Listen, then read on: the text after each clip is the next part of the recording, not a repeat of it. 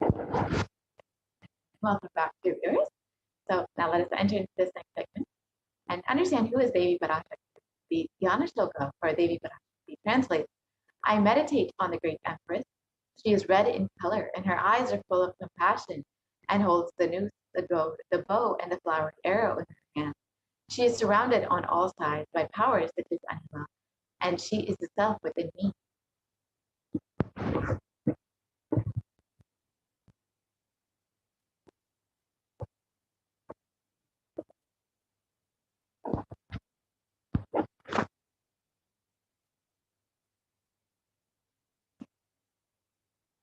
Devi is the ultimate pure feminine consciousness. Parashakti is the cosmic mother. It is her cosmic womb from which billions and billions of universes come out and go in. Source where the Big Bang and black holes go on. Parashakti is the source, source Shakti, source energy, source power, from which all of us came, in which all of us are even now, in which all of us are going to merge, out of her extreme love and compassion. Parashakti herself is manifesting through the embodied form as the Nijavatara of the Supreme Concept of Hinduism, gracing us, answering all of our questions, attending to our prayers, giving boons, healing us, revealing our past, present, future, and delivering profound spiritual truths, and ultimately giving us the experience of Paramashivoham itself. In the words of Devi Parashakti herself, raising in Omkara, expressing as the Vedas and Agamas, blossomed as Reemkara, filled as Parashodasi, living in the 40 triangles, the Kailasa Swamini, who is the Kailasa Tripura Chintamani, the Parashodasi, sitting as part of Paramashivan Parameshwari, who rules the world, Paramashakti, Manonmani, Meenakshi. As Nithyananda, I took Nijavatara here to give good boon to everyone, to bestow all goodness. Hiranyagarbha Swarupini, Brahmanda Yoni, Shami, Chandramauli, Rabala, Aparna, Uma, Parvati, Savitri, Navayamana, Samraj Lakshmi, Parameshwari, raising in Omkara, blossoming as Shiva, Shiva manifesting as the source of existence, powers of existence, expression of existence, from the oneness of Om, blossoming into two as Prakriti and Purusha, blossoming as three Shaktis, Ichakriya and Jnana, growing as the four Vedas, expanding as the five Panchabhutas, beyond the six chakras, filled as the Gotras of the seven Rishis, as expanding as the eight directions, existing as the nine grahas, blossoming as the 10 indriyas, being as the 11 mudras. So how can we receive Devi Parashakti? In the words of the supreme concept of Hinduism itself, literally you are seeing Paramashiva and Parashakti at that moment. She is there in your screen, so always receive her very traditionally. Keep 2 betel leaf, 1 banana, 1 betel nut, and 1 coin in front of the screen. Watch Devi. The coin is considered to be the traditional dakshina of the Hindu tradition. It can be even the lowest value in India. It can be even 1 paise. In the US, it can be even 1 cent. You can offer that to Devi. After the darshan is over, do the namaskar and eat the banana, the betel leaf, and the betel nut. Take it as prasadam immediately. Collect those coins and send them to the LA temple. This betel leaf, betel nut may look too small, but in a few days you will see how much it adds to your sentiment that really she is there. You will not take the Devi darshan for granted. Rituals will break your monotonous, unconscious mentality and lifestyle and remind you and raise you to the powerful cognition. This is how you can set up your tambulam with 2 betel leaf, 1 banana coin, and you can offer this in front of your every single day that you have Devi Darshan and receive the blessings and grace of Devi Parashakti in your life. So now with this, we will be entering into the next segment and understanding some of these sacred secrets revealed by Devi Parashakti in the Akashic reading. So we'll be right back, entering into the next segment.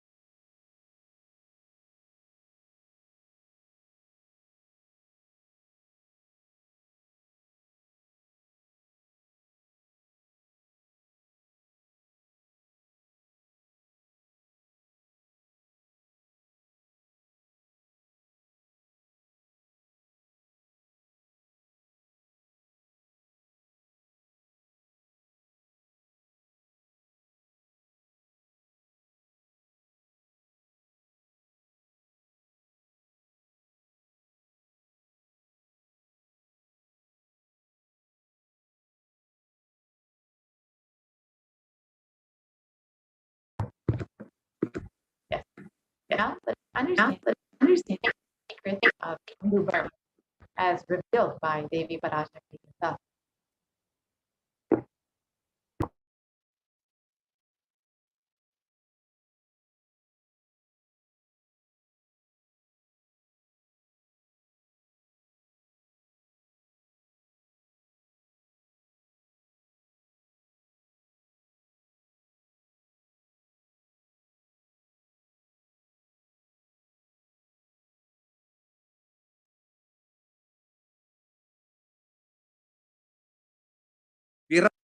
நன்றாய் கேட்டுக்கொள்.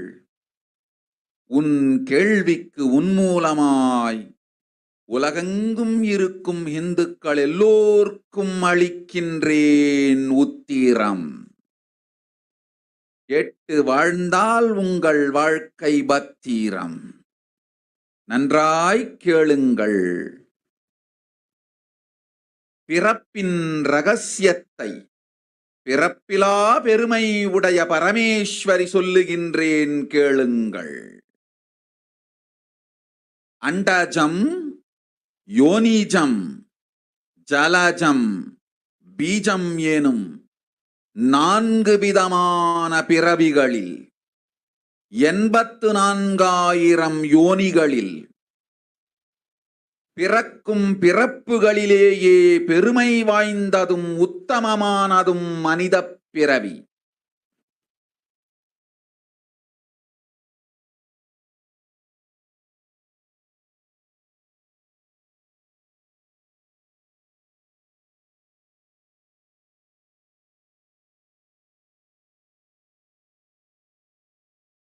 நன்றாய் கேட்டுக்கொள். உன் கேள்விக்கு உன்மூலமாய் உலகெங்கும் இருக்கும் இந்துக்கள் எல்லோர்க்கும் அளிக்கின்றேன் உத்திரம். கேட்டு வாழ்ந்தால் உங்கள் வாழ்க்கை பத்திரம். நன்றாய் கேளுங்கள். பிறப்பின் ரகசியத்தை பிறப்பிலா பெருமை உடைய பரமேஸ்வரி சொல்லுகின்றேன் கேளுங்கள். அண்டஜம், யோனிஜம், ஜலஜம், பீஜம் எனும் விதமான பிறவிகளில் 84,000 யோனிகளில் பிறக்கும் பிறப்புகளிலேயே பெருமை வாய்ந்ததும் உத்தமமானதும் மனித பிறவி. அந்த மனித பிறவியிலும் பலமுறை பிறந்து உழன்று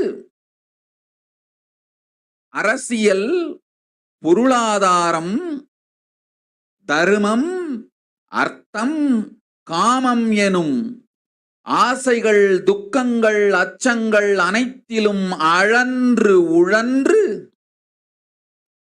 இனி வேண்டாம் இப்பிறவி, வேண்டுவது மோட்சமே என்று முடிவெடுத்தோர்க்கு மட்டுமே ஹிந்து மத யோனிஜம், ஹிந்து பெற்றோர்க்கு பிறந்திடும் சனாதன ஹிந்து தர்ம யோனிஜம், மனித பிறவி உத்தமம், சனாதன ஹிந்து தர்ம மனித பிறவி உத்தமோத்தமம். இந்த உத்தமோத்தம பிறவி எடுத்த எல்லோருக்கும் ஜீவன் முக்த விஞ்ஞானத்தையும் சனாதன தர்மத்தையும் காக்கின்ற கடமையும் உண்டு. அதனால் வருகின்ற நன்மையெல்லாம் அனுபவிக்கும் உரிமையும் உண்டு. இந்த கடமையை செய்வோம் என்று சத்தியம் செய்ததனால்தான் அந்த உரிமை அளிக்கப்பட்டது. பூமிக்கு வந்தபின் மனம் மயங்கி மதிமயங்கி சனாதன தர்மம் காக்க மறந்ததனால் மாயை அவர்கள் உயிரை பறிக்கின்றாள். நன்றாய் புரிந்து கொள்ளுங்கள். உயிரை கொடுத்தாலும் தர்மத்தை காப்போம் என்று உறுதி எடுத்தவர்க்கே சனாதன ஹிந்து தர்ம யோனிஜம் அளிக்கின்றேன் யான். உடல் பெற்ற பிறகு ஊழிப் பெருவலியால் ஆசை அச்சங்களை உதறவிடாது, உதறியும் விடாது சனாதன ஹிந்து தர்மம் காக்க மறந்தோரை உயிர் வாழத் தகுதியில்லாதவர் பட்டியலில் உடனடியாய் மாயை சேர்க்கின்றாள். அதனால் ராட்சசர்களும் அசுரர்களும் தானாகவே இவர்கள் உயிரை எடுக்கின்றார். நன்றாய் புரிந்து கொள்ளுங்கள்.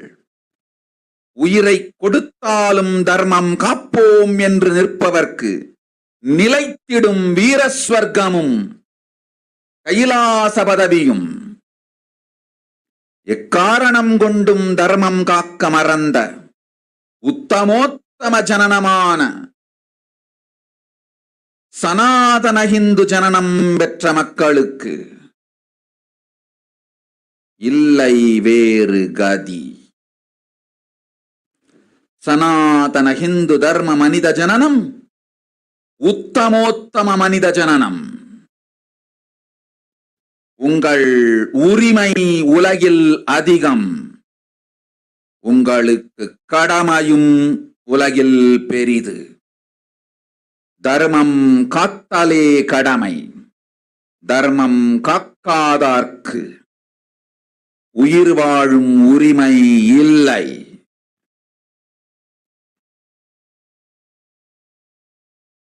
நன்றாய் புரிந்து கொள்ளுங்கள்.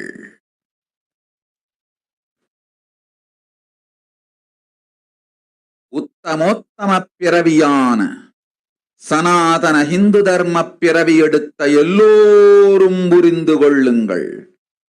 உங்கள் வாழ்வின் முதற்கடமை தர்மம் காத்தல்.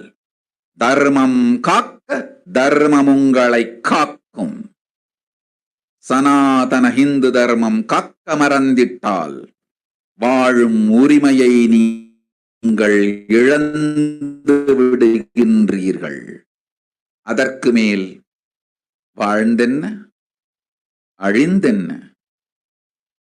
பூமிக்கு பாரம் குறையட்டும் என்று அசுரர்களும் ராட்சதர்களும் உங்களை உண்டு தீர்க்கின்றார்கள். அதையும் மாயை கண்டு சும்மாவிருப்பாள்.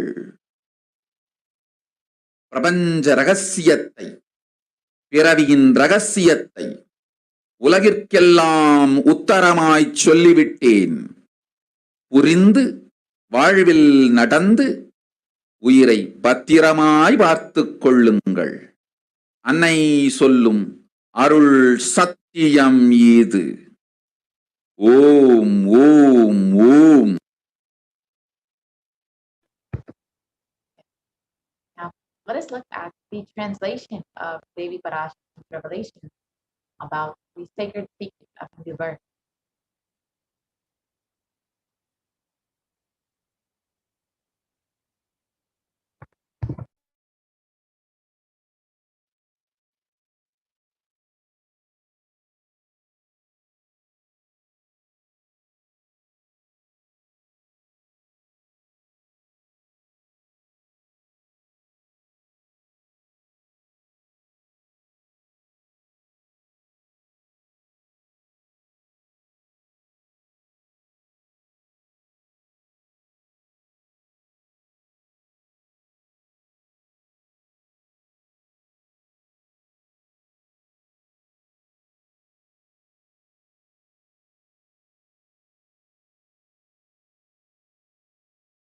நன்றா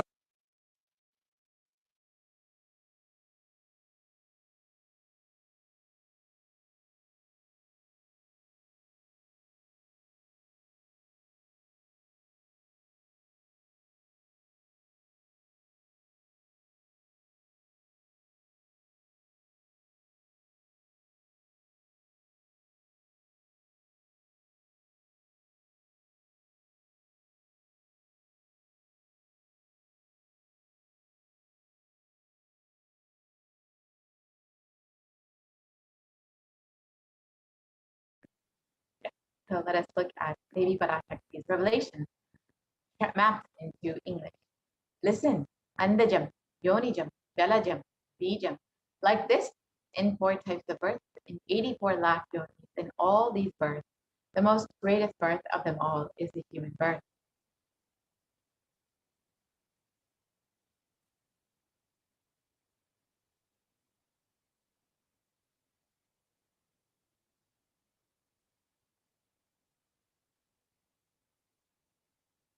Even in that human birth, being born and toiled many times, after getting burnt and toiled in politics, in finance, in luxuries, in dharma, artha, kama,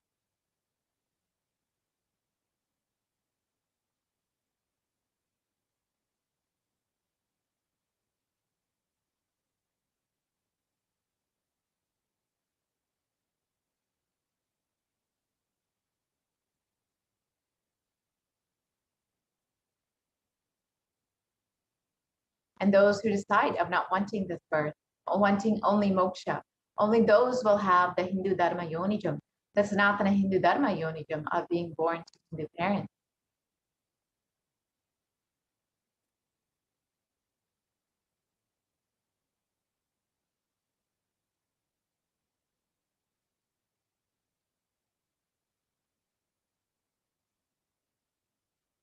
Human birth is Uttamam, the best, and Sanatana Hindu Dharma human birth is Uttamottamam, the best of the best.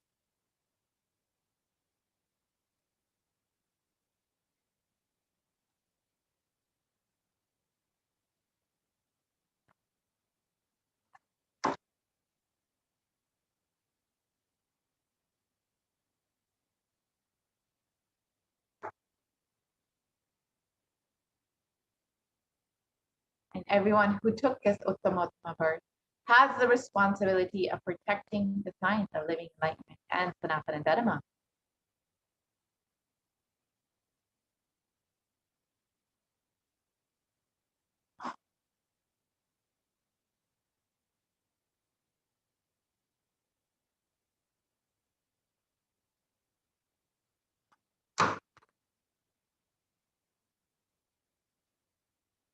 And also they have the right of experiencing its benefits. This right was given to them because of their commitment given by them to do this responsibility.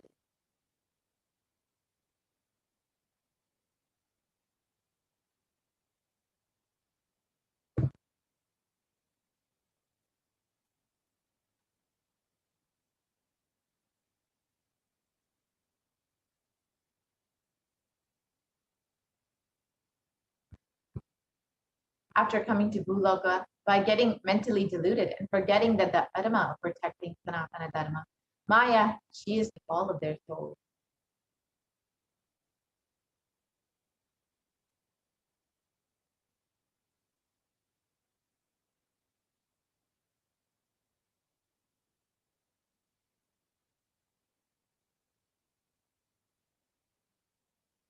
Understand carefully, I am giving the Sanatana Hindu Dharma Yonijam only for those who gave the commitment of protecting Sanatana Dharma, even by giving their life.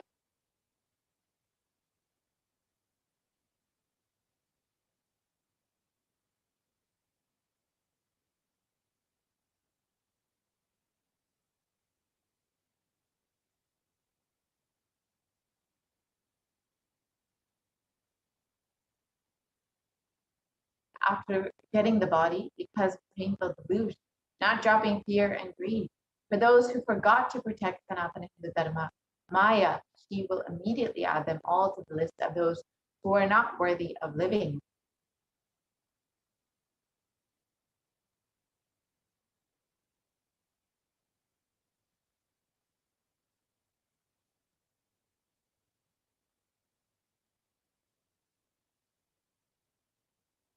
Therefore, Rakshasas and Asuras are automatically taking away their life.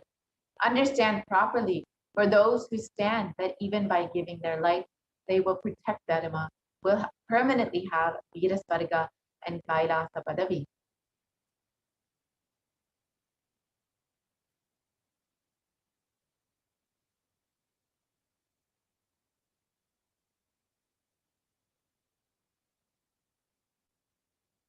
For any reason, people who forgot to protect Dharma, having the Uttamottama birth of Sanatana Hindu birth, there is no other way for them.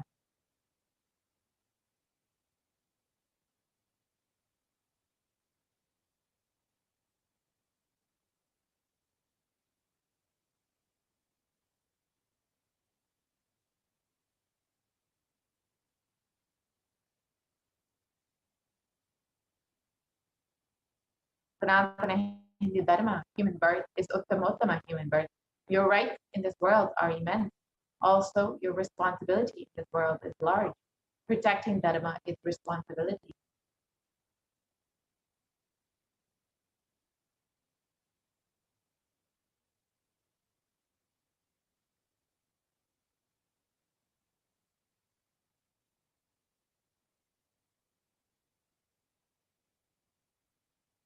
Those who do not protect Dharma, they will do not have the right to live. Understand properly. All those who took the Uttamottama birth, which is Sanatana Hindu, all of you understand.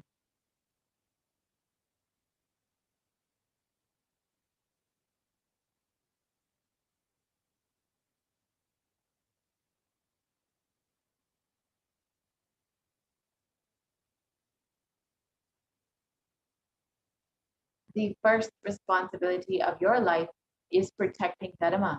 If you protect Dharma, Dharma will protect you. If you forget to protect Sanatana Hindu Dharma, you lose the right of living.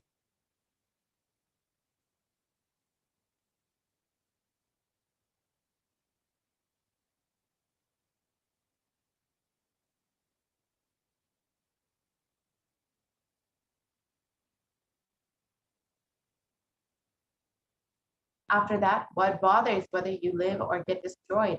Asuras and Rakshasas will eat you so that the burden on earth is reduced. Seeing that, Maya, she will keep quiet.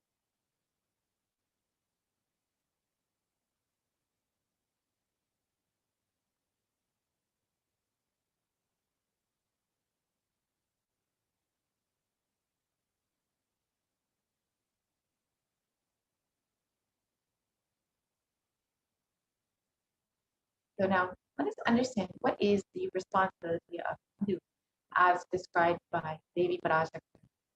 We've been given this Hindu birth, this being born to Hindu parents as a blessing because of our commitment to protect Sanatana Dharma, to protect all the great gifts it has to offer to the world. So how can we do that? It's only through the Hindu nation. Let us understand a little bit more about what is the responsibility of Hindu. Hinduism represents the world's most ancient yet progressive indigenous spiritual tradition. It is an open framework model of civilization that stands for global peace, vegetarianism, nonviolence, yoga, worship of nature, temple-based living, manifesting spiritual powers, and the inherent divinity of every being.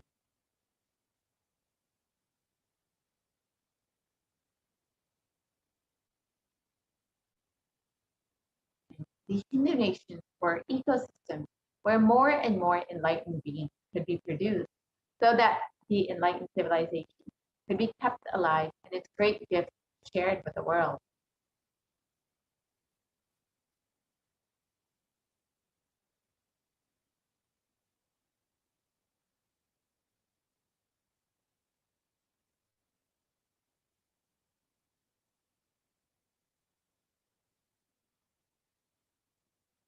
So let us look at some of the references of Hindu nations from our Hindu scriptures.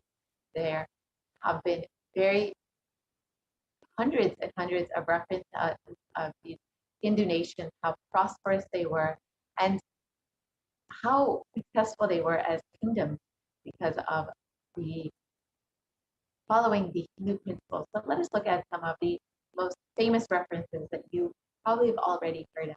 The first reference that we'll look at is the Rama Rajya, the kingdom ruled by Bhagavan Rama. And it's described in the Valmiki Ramayana. There were no widows to lament, nor there was any danger from wild animals, nor any fear born of diseases. The world was bereft of thieves and robberies. No one felt worthless, nor did old people perform obsequies concerning youngsters.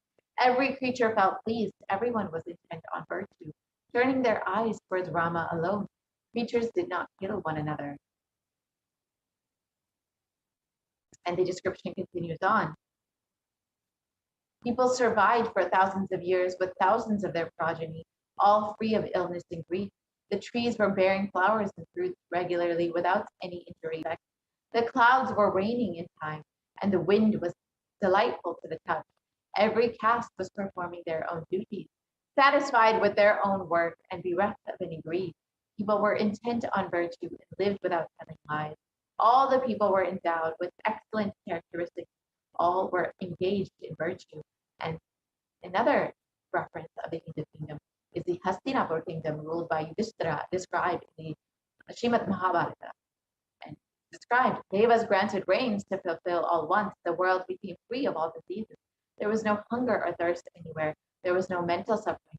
Those without livelihood were given livelihood. There was abundance all around. There was no worldly worries left for anyone, and there was no cause for fear either. Happiness on earth was in fact greater than even in the heavens. The Hindu nations had so much to contribute to the world in every single field, whether in the field of enlightenment, health, medicine, art, science, technology, aviation, dance and music, clothes and jewelry, social systems, judicial systems, political systems, legal systems. Every field, Hindu nations contributed and gave breakthroughs to the world.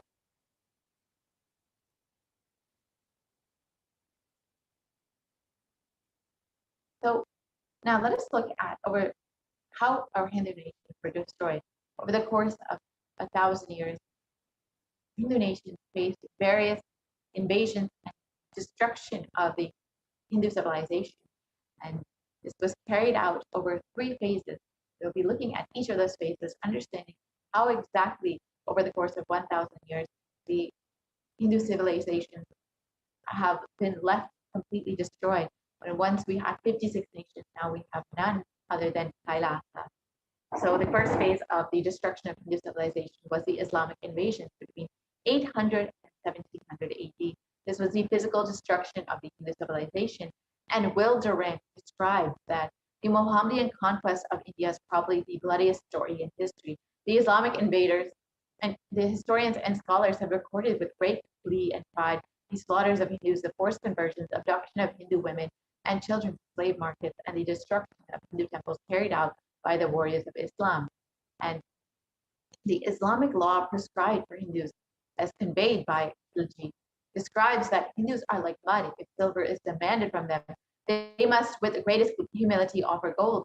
If a Mohammedan desires to spit into a Hindu's mouth, the Hindu should open it wide for that purpose. God created Hindus to be slaves of Mohammedans.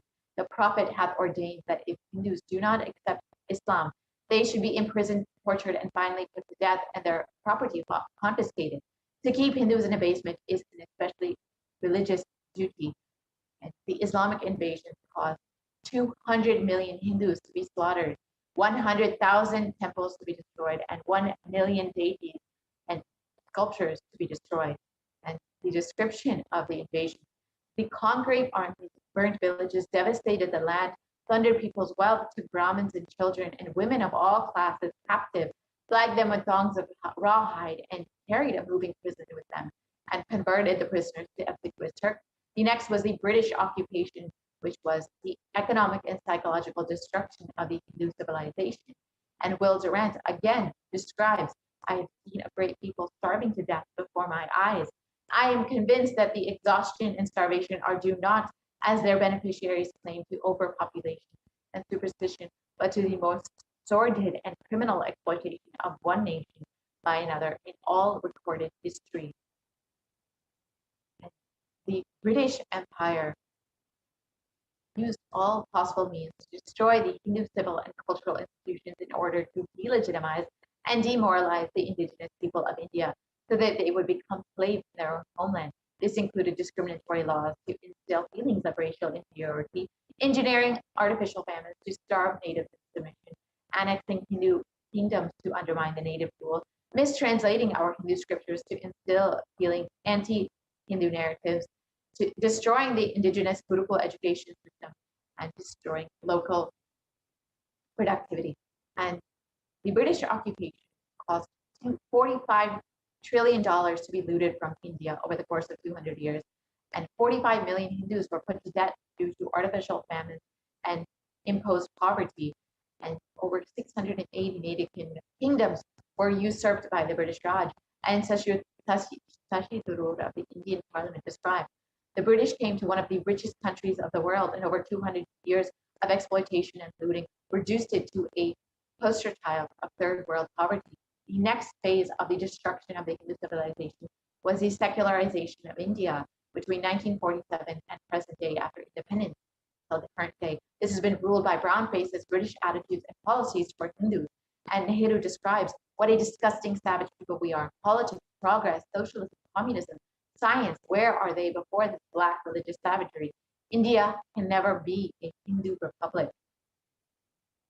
And B.R. Ambedkar, India's first law minister and principal architect of the Constitution, has described, if Hindu Raj does become a fact, it will no doubt be the greatest calamity for this country. No matter what the Hindus say, Hinduism is a menace to liberty, equality, and fraternity. It is incompatible with democracy. Hindu Raj must be prevented at any cost. These are the first leaders of the so-called secular India, who had a very clearly anti-Hindu narrative. And the modern Indian legal system, academia, and media all systematically undermine, suppress, and delegitimize Hindu institutions and culture through various methods. India's constitution established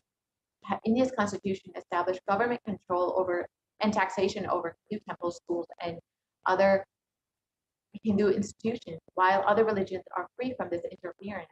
And Hindu kingdoms and self-governance has been completely abolished, and anti-superstition laws have been established in order to criminalize Hindu practices. And the secularization of India also brought media narratives that were used to stereotype and demoralize Hindus. Bollywood and other mainstream media outlets consistently portray Hindu gods and gurus as cartoonish, dishonest, corrupt, sex fiends, and in a manner that is similar to the British imperial propaganda. These media narratives are used to shape human consciousness and further political agenda. These racist, so all of this destruction of the Hindu civilization happened over the course of 1,000 years. And now it is time for the revival of our Hindu nation. As Devi Parashakti has described, it is the responsibility of Hindus to protect Sanatana Hindu Dharma, to protect all the great gifts it has to offer to the world. That's why we were given this birth, the Uttamatama birth of Hindu birth. And the only way to protect all of the great gifts of Hindu civilization is by the revival of the Hindu civilization. And the Supreme Pontiff of Hinduism has revealed the vision for this. During the time of the Mahabharata, we Hindus had 56 deshas, 200 states, 1,700 samsthanas, and 10,000 sampradayas. In all 56, we Hindus are persecuted. Now we have lost all of the 56. The last to fall was Nepal. I am the collective voice of all the persecuted Hindus. I will revive and rebuild a Hindu nation built on the Vedagamic principles as a refuge for all practicing and aspiring Hindus, as a safe haven for all Hindus. So why do we need the revival of Kailasa? What is the revival of Kailasa? This revival of Kailasa, the Hindu nation, is for reviving this whole life of enlightenment civilization and all the great things it has to offer to the world, bringing legitimacy to all the offerings of Sanatana Hindu Dharma and sharing it with the world is the purpose of this Kailasa, the civilization. This is also the reason that we were all given the Hindu birth as they be revealed. Kailasa is the revival of the cosmic constitution.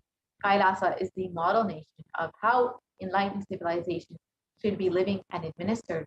Politics, judiciary, education, economy. Everything will be revived as Paramashiva revealed in the Vedagamic Sanatana Hindu Dharma scripture.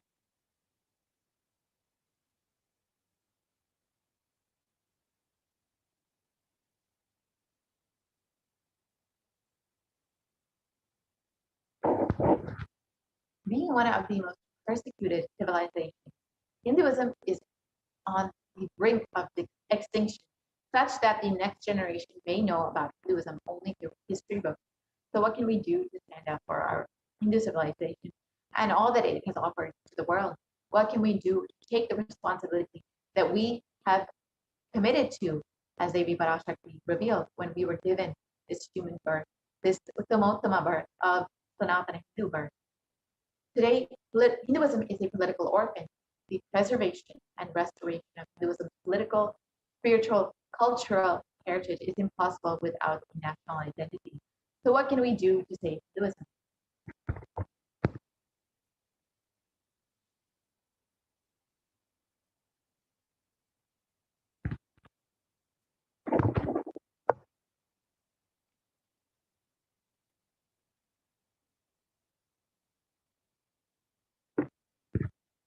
Let us reclaim our Hindu identity. As Devi Parashakti revealed, we've been given this Uttamottama birth of Hindu birth because we've taken the commitment to protect Sanatana Hindu Dharma. However, due to Maya, we have forgotten this commitment that we have taken, and we've fallen into this delusion, forgotten our responsibility to protect Hinduism, to protect Sanatana Hindu Dharma. So now it is time to reclaim our responsibility, our Hindu identity. We need to understand that Hinduism is responsible for our successful life. If you are a Hindu and you are healthy, wealthy, rich, successful, peaceful, happy, respectable, have a stable family life, have the best mental health, you need to understand Hinduism is responsible for this. Our Hindu identity is responsible. Our Hindu scriptures are responsible. It is Hindu scriptures which have given us the best mental setup. All the best things that we Hindus have, the Hindu scriptures are responsible. And Hindus are the richest and most successful ethnic community in the world. In the scriptures, Hindu lifestyle, our enlightened masters are responsible for this. Hindu thought currents are responsible for this. And in the Hindustan Times, just to show one example, Hindus are considered to be the most educated religious group in the US, according to research by Pew Reports. So this is just one example of how much Hindus contribute to the world and how much of goodness they brought to the world. Let us reclaim our Hindu identity. We need to understand that it is not just anti-Hindu elements being active. It is the responsible Hindus being inactive that is responsible for this whole destruction of Hinduism. Let us now take the responsibility for Hinduism and let all the Hindus all over the world reclaim our Hindu identity. Again, as Devi revealed, it is our responsibility to protect Hinduism. That is why we were given the Uttamottama birth of Hindu birth. And because we've taken up this responsibility. We've been given the best birth, the Uttamottama birth. And we've also been given the opportunity to enjoy all the great gifts that Hinduism has to offer to the world. But most of us have forgotten this responsibility that we've taken up, and we've fallen into the Maya, the delusion. That is why we see the destruction of the Hindu civilization. It is the responsibility of Hindus to revive this enlightened civilization again and again, and give all the gifts of the enlightened civilization to humanity. The revival of the enlightened civilization, the Kailasa, the Hindu nation, is the survival need of humanity.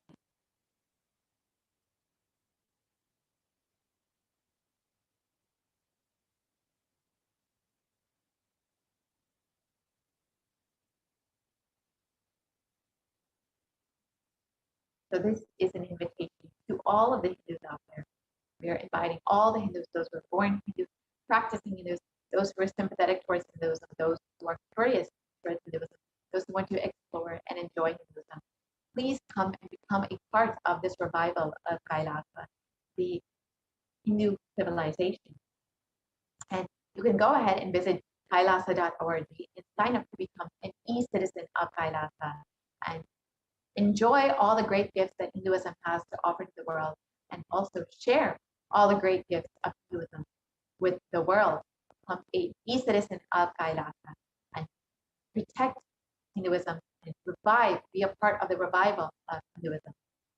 So now let us listen to what the Supreme Concept of Hinduism has revealed as the need for Kailasa, the only Hindu civilization.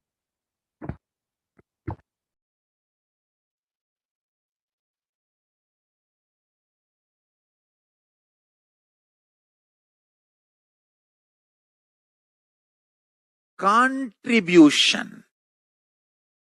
Hinduism Veda Agamas have great things to contribute to the world. Like the great power manifestation science, the ancient culture and arts, the ancient lifestyle truths, the ancient medical practices and medicinal knowledge, the ancient indigenous cultural heritage and jewelry, perfume, dance, music, in every level, Hinduism has so much to contribute. Veda Agamic traditions have so much to contribute. To share all this with the world, to contribute to the world.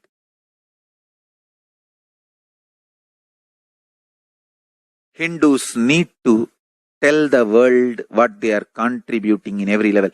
The brand of Hinduism itself is enriching and empowering and enlightening. Hinduism is all about enlightening the world. Empowering, enlightening, enriching the world. Contributing.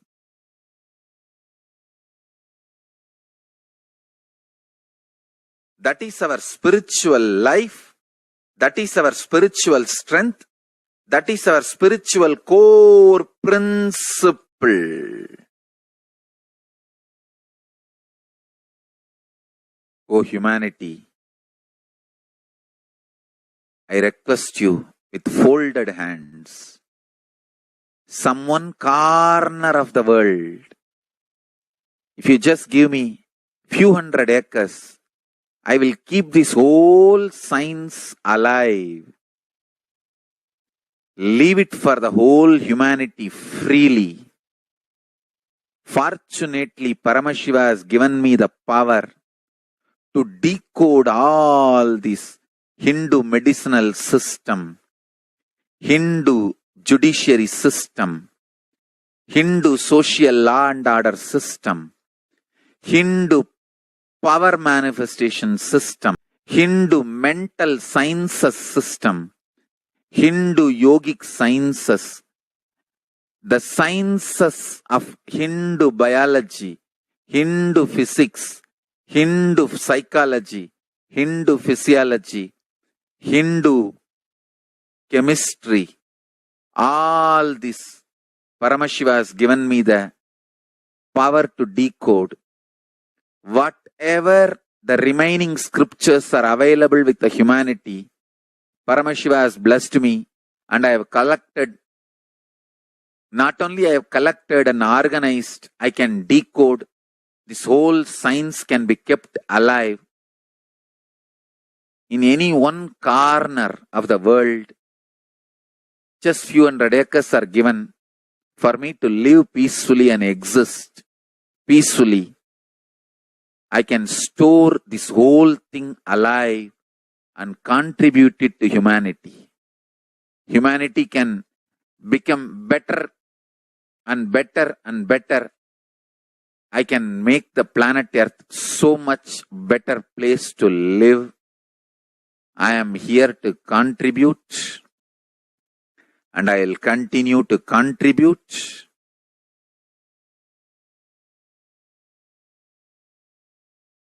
As long as I am allowed to live, I will contribute. I have collected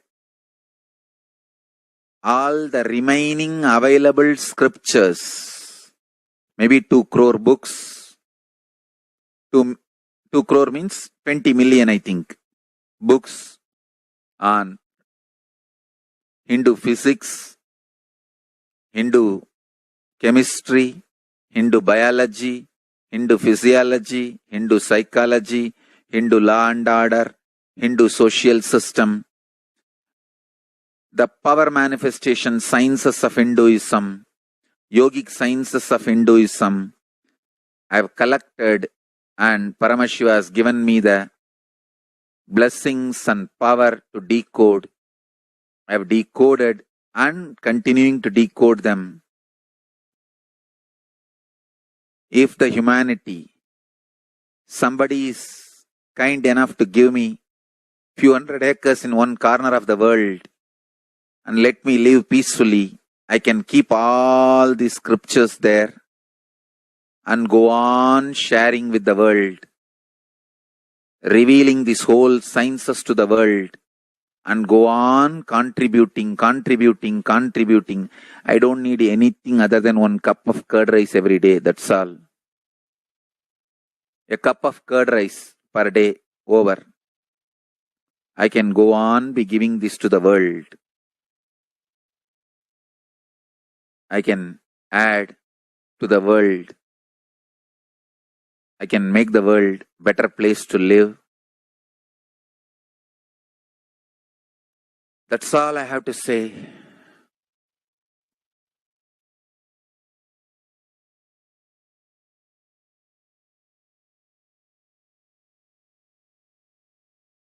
Thousands of medicines are described detail in ancient Siddha and Ayurvedic scriptures.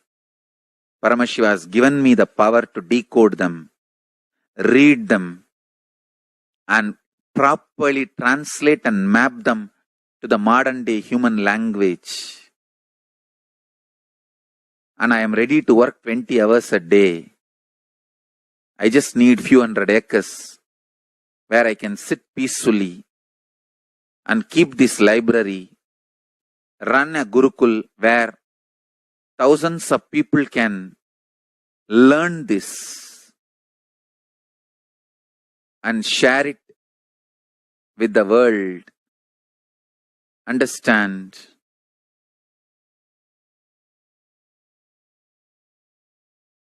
I am only interested in contributing.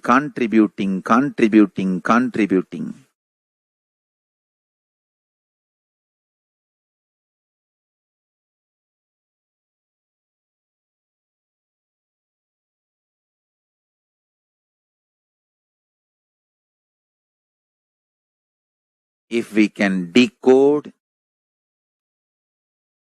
all this great knowledge, whole world can prosper from this knowledge.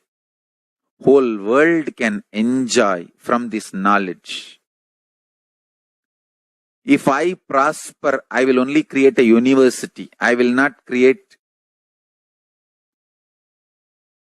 anything else. If the Hindus prosper, they will only create education institutions. Because Hinduism is all about giving, contributing. If I prosper, I'll create university, that's all.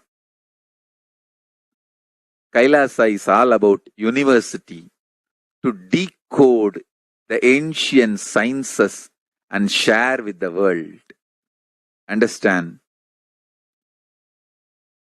Every day I am sitting and going on decoding, writing notes on my books and writing details on my books. Whether it is making human beings manifest powers, and I have also now started downloading and decoding the science of making animals manifest powers. Whether making people manifest powers or healing,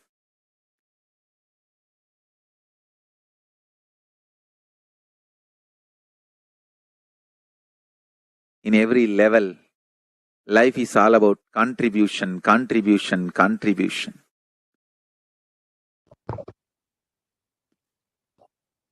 Now, so we've understood what is the need for Kailasa, the only Hindu civilization, the only Hindu nation. Let us now sign up to become a part of Kailasa, to be an e-citizen of Kailasa, You can visit kailasa.org and sign up to be an e-citizen and avail all the benefits that Hinduism has to offer the world, and also share all of the great gifts Hinduism has with the world. So now with this, we will be concluding this portion of the program, and we will be entering into the next segment where we will understand some of the offerings that we can make to Devi Parashakti. As all of us know, Devi has been continuously guiding us and blessing us and protecting us during this time. So if you would like to offer your gratitude to Devi Parashakti, you can stay tuned for this next segment and understand some of the various offerings that you can make.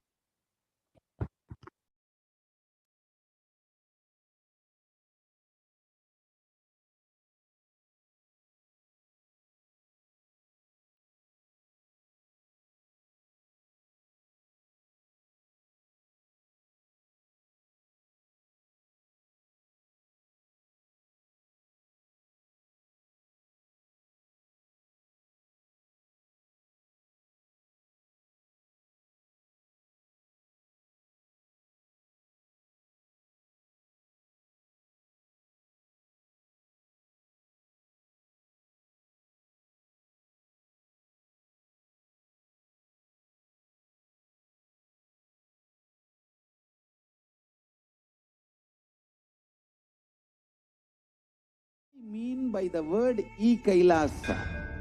Listen intensely. Enlightenment ecosystem, literally enlightenment itself, in your own home, wherever you are. If you cannot come to Kailasa, it's okay. Kailasa can come to you. Kailasa coming to you, e-Kailasa.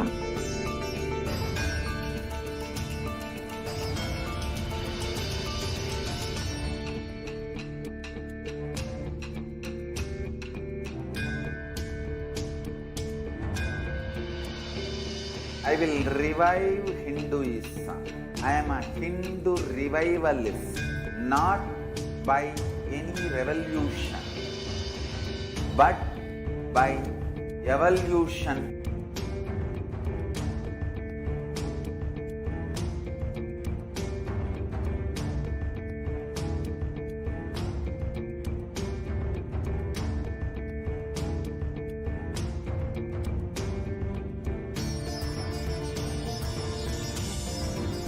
And setting model communities.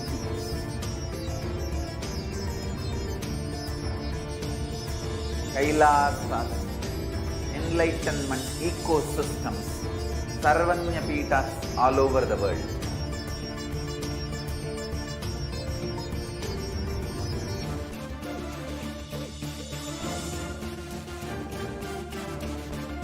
All powerful cognition, knowledge, only when you live power manifestation and possibilities manifestation happens.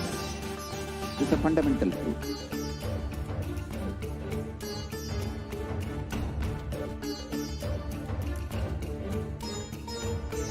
Hinduism cannot live exclusively as one sampradaya. No. All sampradayas of Hinduism is an ecosystem.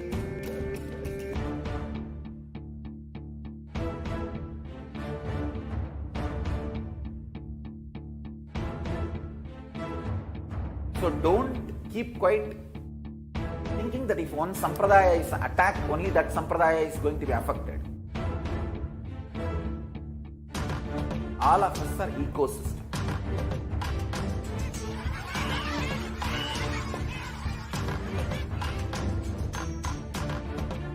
I invite all of you to get involved and enjoy Hinduism by the principle of Dharmo Rakshati Rakshitaha. When you protect Dharma, Dharma protects you. We will make the whole planet flourish spiritually. The spiritual prosperity will happen to the whole planet. We all have to coexist together.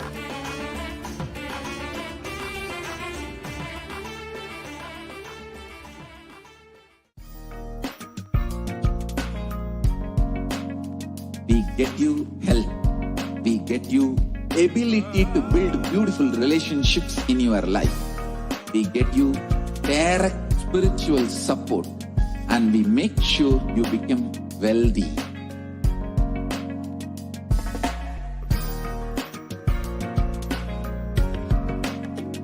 We won't stop giving you just good life. We will literally not stop till you live enlightened life. Manifesting the state of Paramashiva, space of Paramashiva, powers of Paramashiva, being of Paramashiva.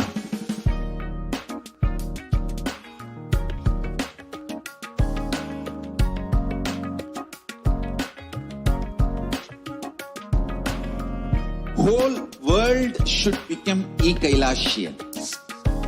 I want the whole world to know Hindus have something great to contribute to the world.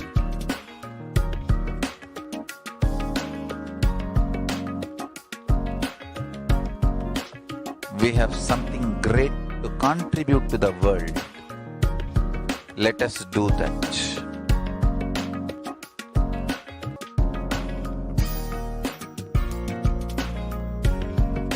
E-Kailasa is proper customized spiritual service helping you to identify your root patterns of suffering. We have perfected the science of helping every individual from every cultural, religious, nationality background.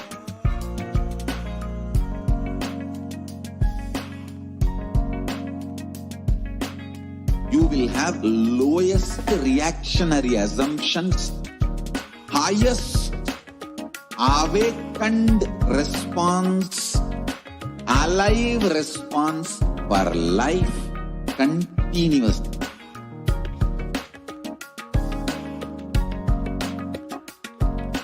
E-Kailasa is enlightenment ecosystem, literally enlightenment itself in your own home, wherever you are.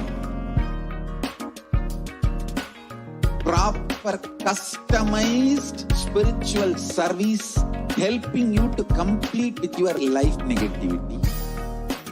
Withdrawal from life, self-hatred, self-denial, self-doubt, so much of tiredness, laziness. We can support you aligning your diet, your attitude, your aptitude, your understanding about life. We can help you with everything.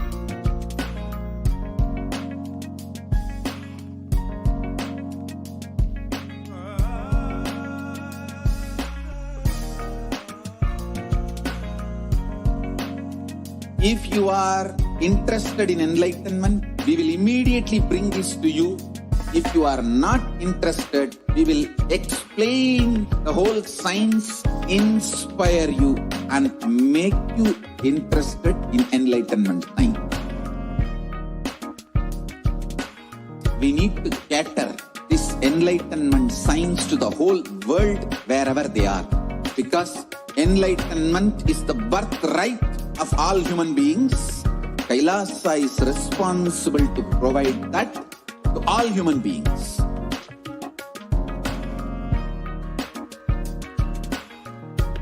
Kailasa is the totality of the knowledge I received from my gurus and practice manifested in my life, perfected by teaching millions of people from all cultures, time zones, backgrounds, genders, nationality, race, from every creed. So this absolutely perfected knowledge available to you, served to you in your home without even you moving out of your couch, free of cost.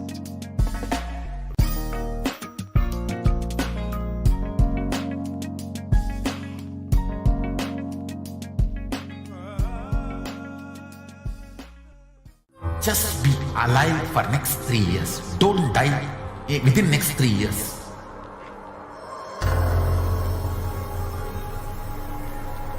Just don't die within next 3 years. Be alive. Somehow be alive. I'm working sincerely. I will reach you somehow. Somehow I will reach you. It's my commitment to humanity.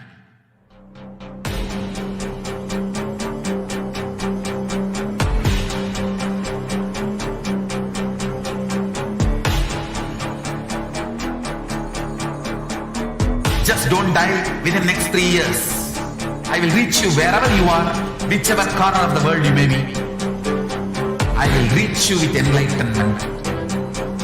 You manifesting the space, state, powers, being Paramashivoham.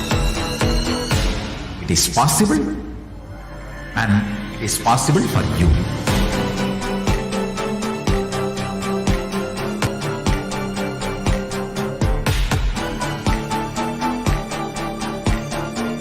Paramashivoham will reach you with enlightenment science. I know he is going to do that. Just be alive for next 3 years. Nothing else. What I mean by the word e-Kailasa, listen intensely. Enlightenment ecosystem, literally enlightenment itself, in your own home, wherever you are. If you cannot come to Kailasa, it's okay. Kailasa can come to you. Kailasa coming to you is e-Kailasa.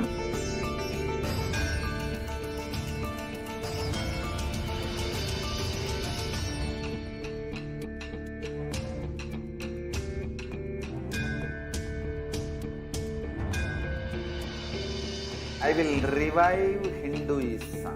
I am a Hindu revivalist, not by any revolution, but by evolution.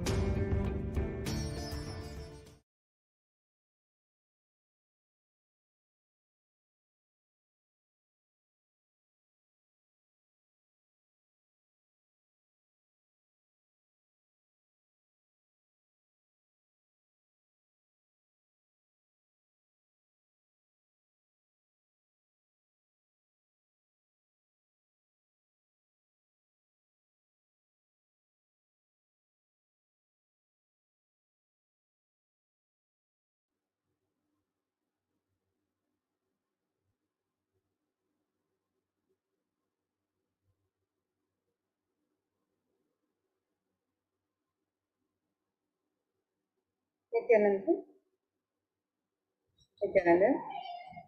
Yes, let us now enter into the next segment where we'll be learning more about the various offerings we can make to Devi Parashakti today.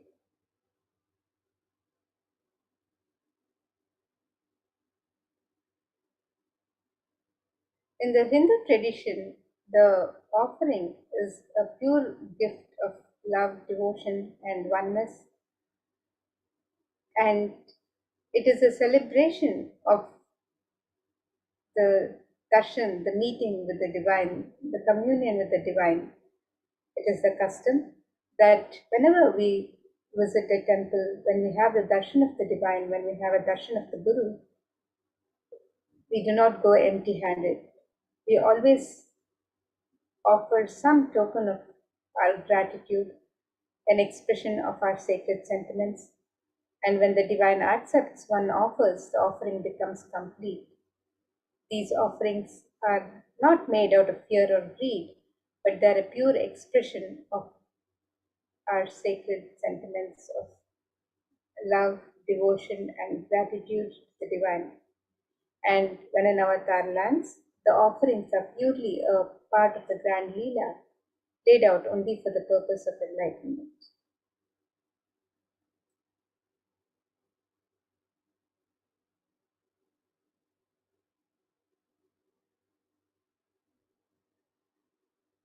And today, as we get ready to receive the dance of Devi Parashakti, let us contemplate on this Dhyana Shloka, which describes the beauty and splendor of Devi. This verse from the Moola Agama Manonmani Dhyana describes, Indunibhavedakaravatninayanam syat pankajavaraabhayajapaksharasarayuktam Angahimabhushanavichitravasanam syat Tungamakutojjwalamanonmaniswarupam. The translation of this verse, it means moon-like face holding Veda books on hand, fire in eyes with lotus flower, gracing and blessing hands, and one hand with Japamala, beautifully decorated with jeweled ornaments and wonderful clothes and shining crown. Her name is Manonmani. And another verse which describes Devi Parashakti from the Moolagama, this verse says, Dhyayeet Devim Trinetram Shashinibhavadanaam Vedahastam Dadanam Savye Padmam Varadam Apare Chabhayam Chakshamalam Divyairabharanair Vibhushitatanum Brahmadibhip Pujitam Devi Neva Manonmanim Pratidinam Kamarthadatrim Shubham. And the translation of this verse, it says, I meditate on Devi with 3 eyes, glowing like a moon and holding the Veda, lotus, and gracing with blessing and gracing hands. She is wearing beautiful ornaments. She is worshipped by Brahma and other many gods and showers auspicious boons for all actions every day.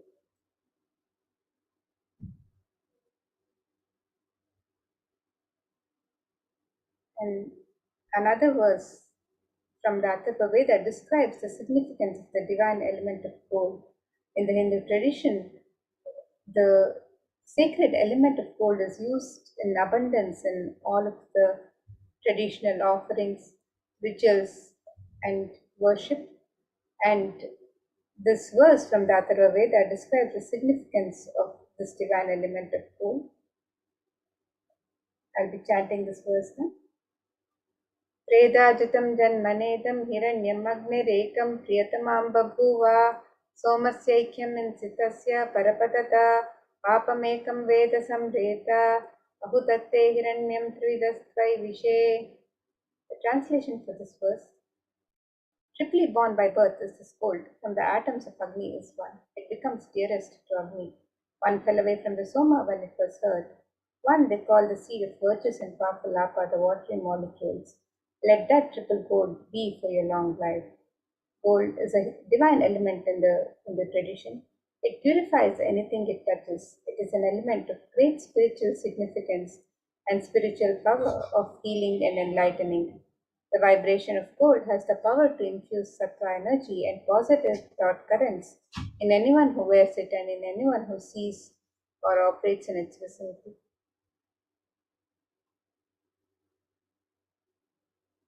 Gold is present in all the Hindu scriptures, the Agamas, the Vedas, the Shrutis, Smritis, Itihasas, Puranas. In all the scriptures, it is abundantly displayed that gold is the most auspicious and purest metal which purifies our being. In the Hindu civilization, everything was built in gold, exchanged in gold. Ritual feasts were offered in gold bricks. When one was to be saved from life-threatening illnesses, gold was offered as a ritual fee. Gold was in abundance and used for weighing equivalent amounts of commodities, including cows. Kingdoms were built with huge doors of gold. The streets would have huge columns and huge archways made of gold. Horses and cows were dressed in gold. Hindu civilization thrived on the banks of rivers of gold. The Indus River was called Hiranmaya, the river of gold in Rigveda. The river Saraswati was called Hiranyavartini in Atharva Veda. Gold is the supreme element for offering gifts to the ones you love and revere. Temples are constructed and paved in gold. Deities are made in gold and decked and adorned in gold because it preserves the enlightenment energy for thousands of years and it lasts forever.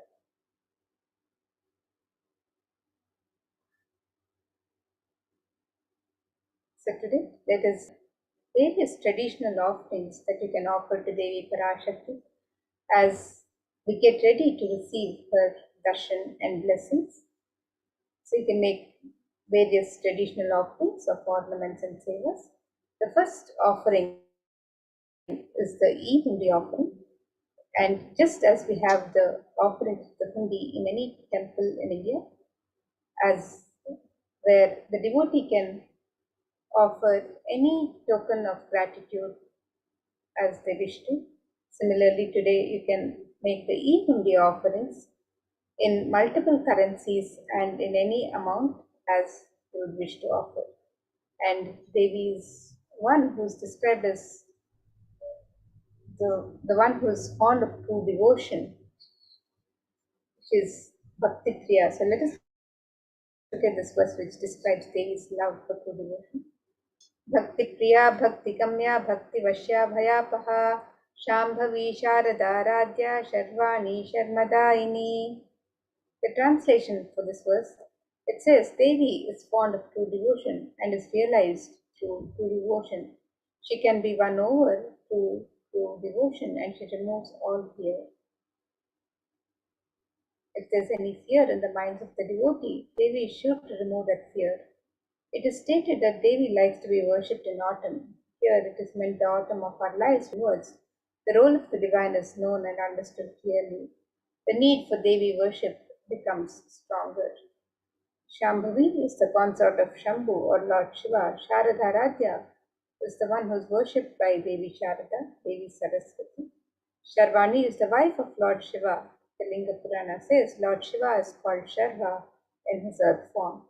Sharmadaini is Devi who bestows happiness on the devotees, and you can make the offerings of e-hundi as your token of gratitude and devotion to Devi Parashakti, your kanika, your token of gratitude, and Devi blesses every devotee just for the devotion.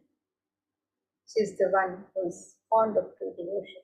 So you can make the e-hundi offerings on the website www.kailasamailer.com/sevas, and you can make this offering in multiple currencies and in any amount as you would wish to offer.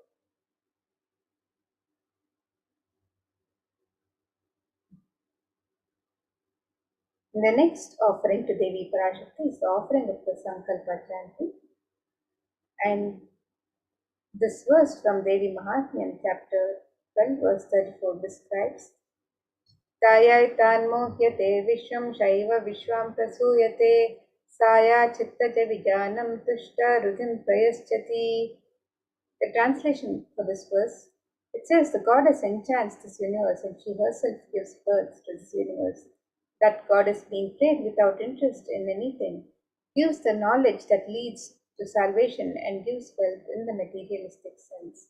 You can make the offering of the conscious resolution, the Sankalpa chanting, and be blessed with the fruition of all the desires and wishes that you yearn for. So you can make this offering of the Sankalpa chanting on the website www.kailasamailer.com/sevas.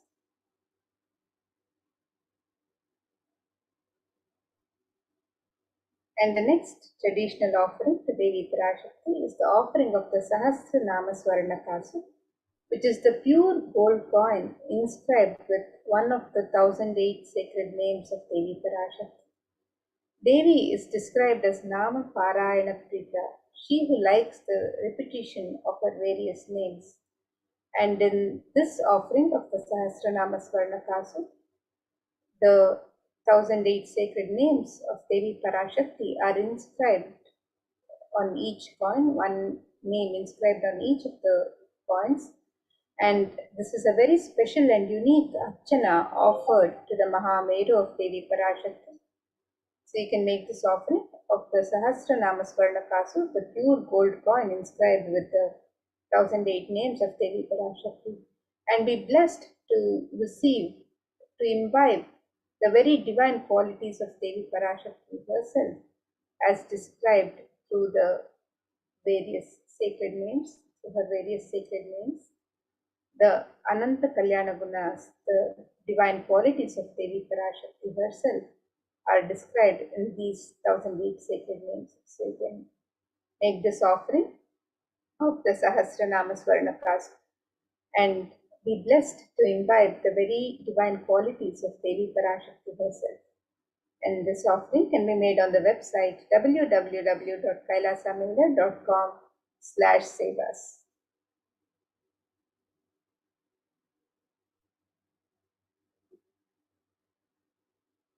The next offering to Devi Parashakti is the offering of the gold finger ring with pearl, the Mukta Anguti. And Devi is described as the one who's adorned with pearls and gems. So let us look at this verse which describes the beauty of Devi Parashakti. It says, Muktahara lasat kirita ruchiram purnendu vaktra prabham shinjannu purakinkini manidharam padma prabhabhasuram sarvabhita palapradam girisutam vani rama sevitam Meenakshim pranatosmi santatamaham karunyavaram nidhin.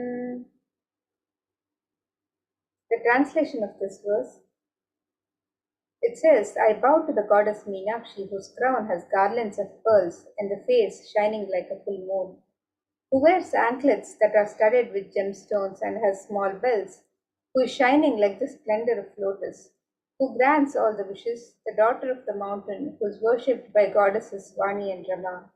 I remain ever bowing to the goddess Meenakshi, the ocean of compassion. And you can make this offering of the Mukta Anguti, the gold finger ring embedded with pearl, and receive the blessings of Devi Parashakti, showered by her pure love and compassion in all your business endeavors. And you can make this offering on the website www.kailasamela.com/sevas.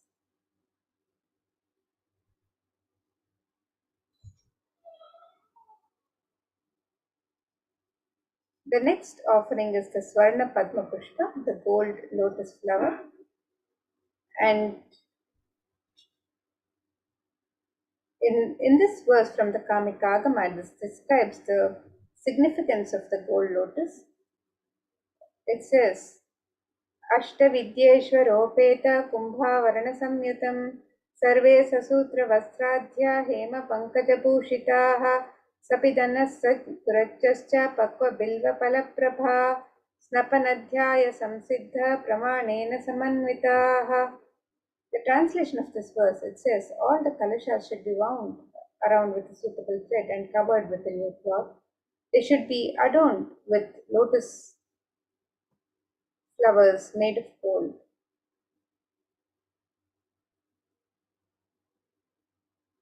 And there are hundreds of scriptural references for using the lotus in the worship of Paramashiva in the Hindu tradition. Almost everything in the worship of the ultimate involving the consecration of the deities of worship or meditating on the mudras and asanas used during worship involves the lotus flower, the lotus leaf, the lotus pericarp, the lotus petals. The lotus is a divine flower in the Hindu tradition. The Shakti of Paramashiva is also called a lotus. The base of the Paramashiva linga is a lotus. The disciple of Paramashiva is also considered a lotus, one who is about to bloom.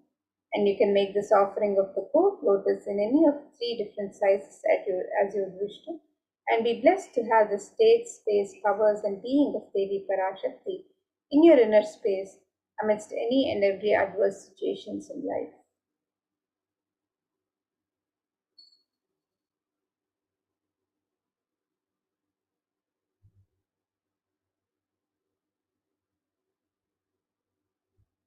And the next offering to Devi Parashakti is the offering of the Swarna Metti, the gold dooring.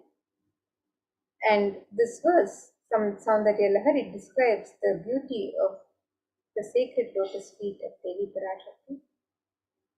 And this verse says, Nakhadiditi Sanchanna Namajjanatamo Guna Padadvaya Prabhajala Parakrita Saroruha. The translation of this verse, it says, "You whose brightness from the toenails destroy the darkness of ignorance from the minds of your devotees who prostrate at your feet, you whose brightness from your 2 feet overpowers that of the lotus flower too."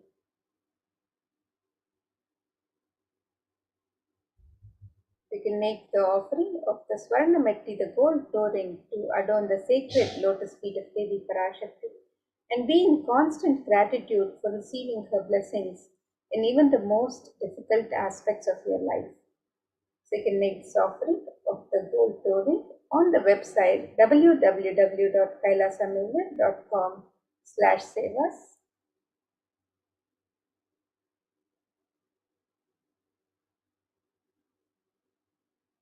And the next offering to Devi Parashakti is the offering of the Swarna Mangtika, the gold hairline jewelry. Devi is described as Sudha Sharabi Varshini, she who makes the nectar flow in all our nerves from Sahasrara. That is, she who gives the very pleasant experience of the ultimate. The Swarna Mangtika represents the nectar overflowing from the Sahasrara Chakra, which is fully opened with the sacred sentiment of gratitude.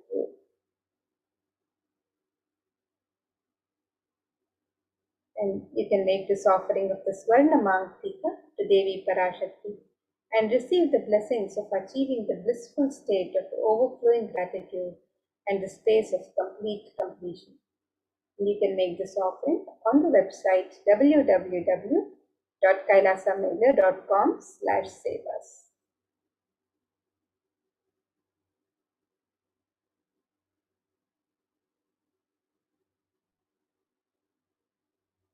And the next traditional offering of Seva to Devi Parashakti is the offering of the Pratyaksha Pada Puja. And this offering is the traditional ritualistic offering of gratitude from disciple to Guru. And you can make this offering on the website www.kailasamilya.com/sevas. In Saundarya Lahari, the 83rd Shlokam describes that the toenails of Devi Parashakti have been constantly sharpened by being touched by the crowns of celestial beings who always prostrate before Devi. And Tamoguna is the darkness, and in this stotram, tamas, which is indicative of the ignorance in the minds of the devotees, is removed by constantly prostrating before Devi and attain the ultimate knowledge. So you can make the offering of the Pratyaksha Pada Puja, the sacred lotus feet of Devi Parashakti, and be blessed with all the auspiciousness and blessings of Devi Parashakti. And the Supreme Pontiff of Hinduism, Jagadguru Mahasannidhanam, His Divine Holiness Bhagwan Sri Nithyananda Paramashivam, was manifesting as the Nijavatara of Devi Parashakti herself. So you can make this offering of the Pratyaksha Pada Puja on the website www.kailasamilya.com/sevas.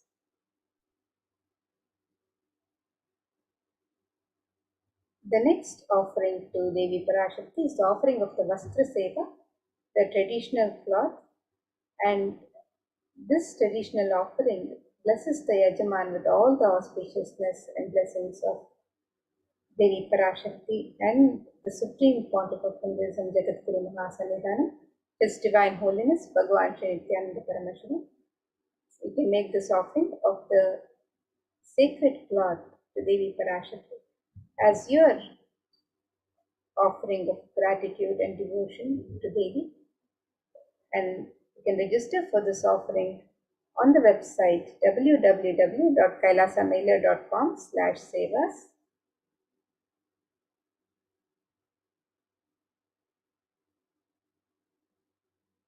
So here you can see a summary of all the traditional offerings that can be offered to Devi Parashakti today. As you get ready to receive the darshan and blessings of Devi, the e-hundi offerings can be made in any amount and in multiple currencies. You can make the offering of the Sankalpa chanting, the conscious resolution.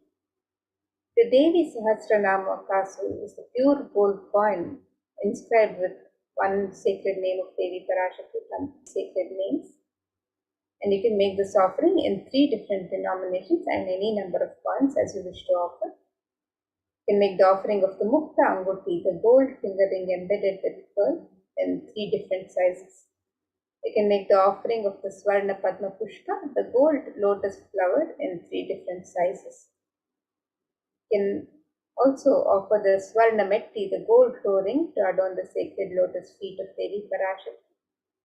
The Swarna Mangtika, the gold hairline jewelry too, that represents the overflowing nectar from the Sahasrara. The Pratyaksha Pada Puja, which is the ritualistic offering of gratitude from disciple to Guru, and the Vastra Seva, which is the Devi Parashakti. You can register for any of these traditional offerings and sevas on the website www.kailasamailer.com/sevas. So now let us take a look at the website where you can register for these various offerings.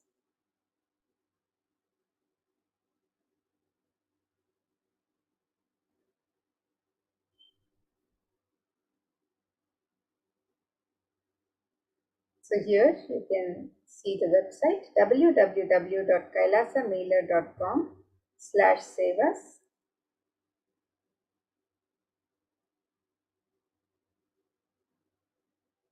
And you can scroll down on the page and click on the 2 links on step 2 to make your offerings for the e-hundi or the traditional offerings of ornaments and sevas.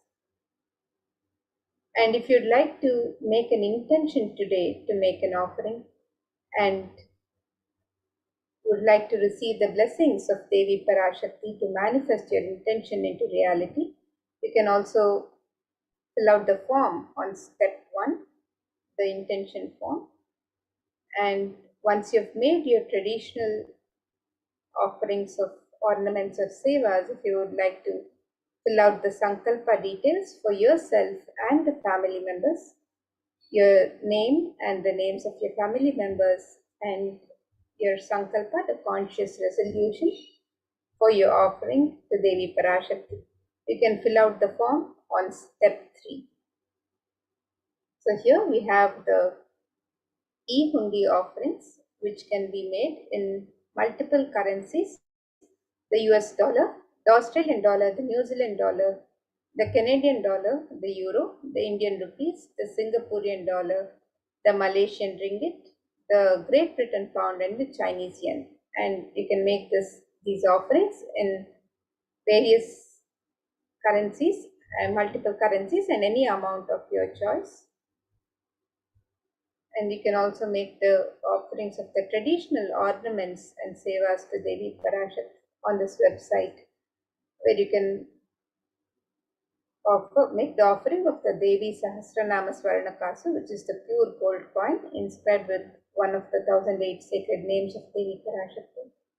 The Mukta Anguti, which is the gold finger ring embedded with pearl, which can be offered in 3 different sizes. The Swarna Padma Pushpa, which is the gold lotus flower, which can be offered in 3 different sizes. The Swarna Metti, which is the gold toe ring to adorn the sacred lotus feet of Devi Parashakti. The Swarna Mangtika, which is the gold hairline jewelry representing the overflowing nectar of gratitude from the Sahasrara Chakra. The Pratyaksha Pada Puja, which is the ritualistic offering of gratitude to the Guru. And the Vastra Seva, which is the sacred cloth offering. These and all the traditional offerings of ornaments and sevas to Devi Parashakti, you can register for any of these offerings on the website www.kailasamailer.com/sevas. And with that, now we'll be moving to the next segments of this program, where we'll be learning more about Devi Parashakti and getting ready to receive her darshan and blessings today. So let us now get ready for the next segments of this program and the live darshan and blessings.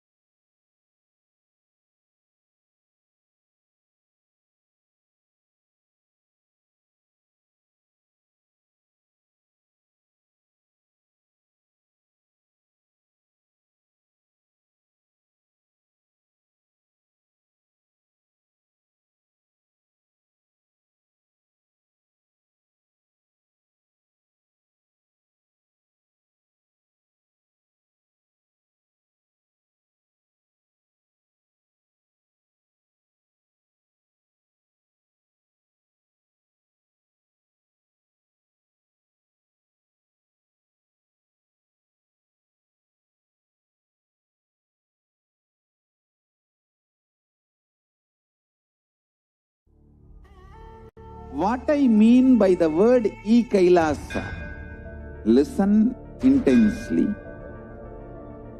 Enlightenment ecosystem, literally enlightenment itself, in your own home, wherever you are.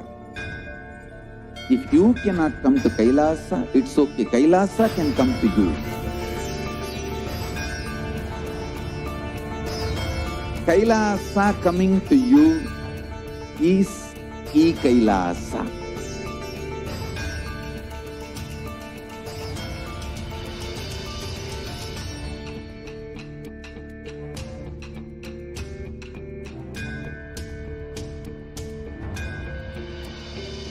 I will revive Hinduism.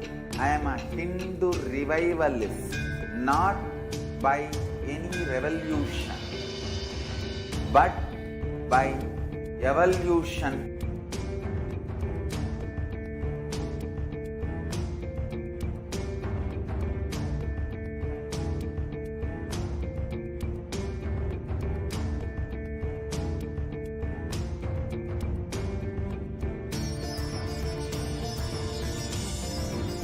And setting model communities. Kailasas, enlightenment ecosystems Sarvanya Peethas all over the world.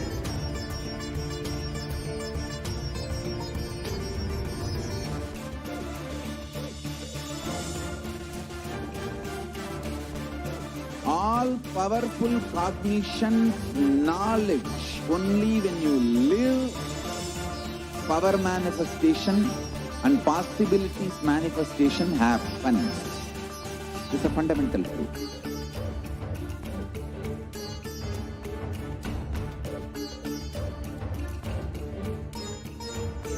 Hinduism cannot live exclusively as one sampradaya. No. All sampradayas of Hinduism is an ecosystem.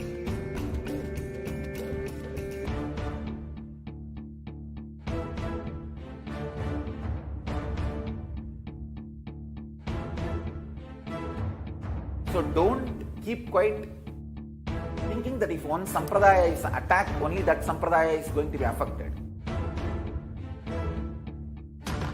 All of us are ecosystem.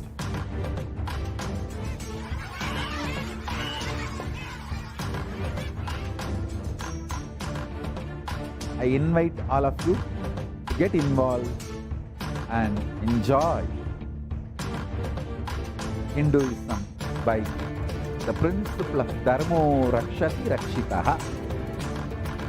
When you protect Dharma, Dharma protects you. We will make the whole planet flourish spiritually. The spiritual prosperity will happen to the whole planet. We all have to coexist together.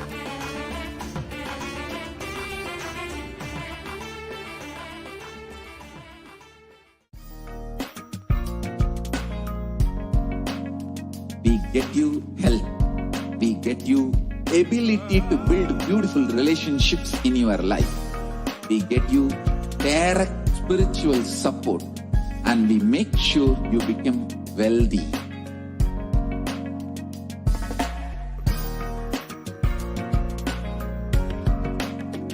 We won't stop giving you just good life. We will literally not stop till you live enlightened life. Manifesting the state of Paramashiva, space of Paramashiva, powers of Paramashiva, being of Paramashiva.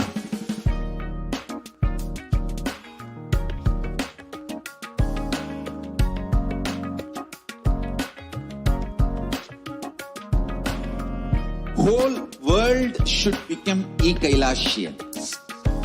I want the whole world to know Hindus have something great to contribute to the world.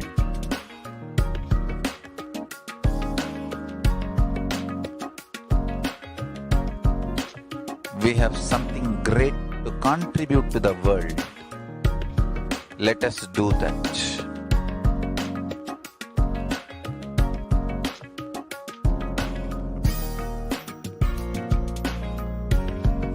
E-Kailasa is proper customized spiritual service helping you to identify your root patterns of suffering.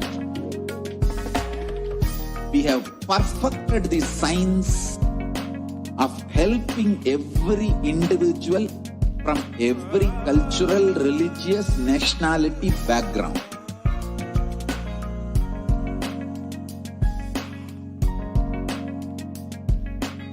You will have lowest reactionary assumptions, highest awakened response, alive response for life continuously.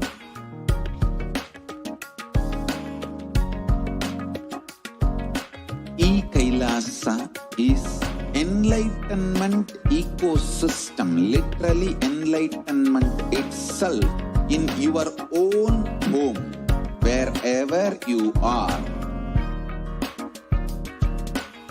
Proper customized spiritual service helping you to complete with your life negativity. Withdrawal from life, self-hatred, self-denial, self-doubt, so much of tiredness, laziness, we can support you, aligning your diet, your attitude, your aptitude, your understanding about life. We can help you with everything.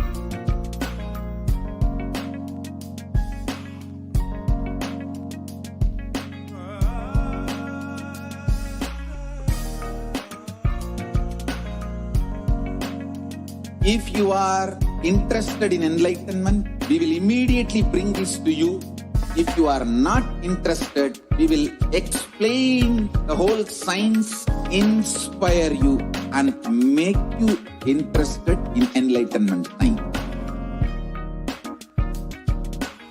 We need to cater this enlightenment science to the whole world wherever they are, because enlightenment is the birthright of all human beings.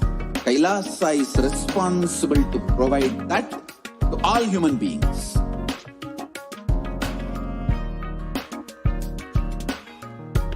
Kailasa is the totality of the knowledge I received from my gurus and practice manifested in my life, perfected by teaching millions of people from all cultures, time zones, backgrounds, genders, nationality, race, from every creed.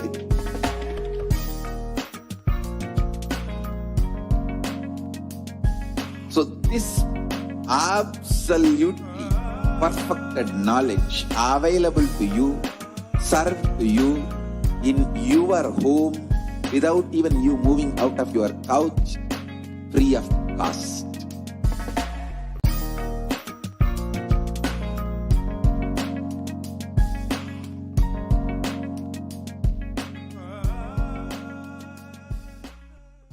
Just be alive for next 3 years. Don't die within next 3 years.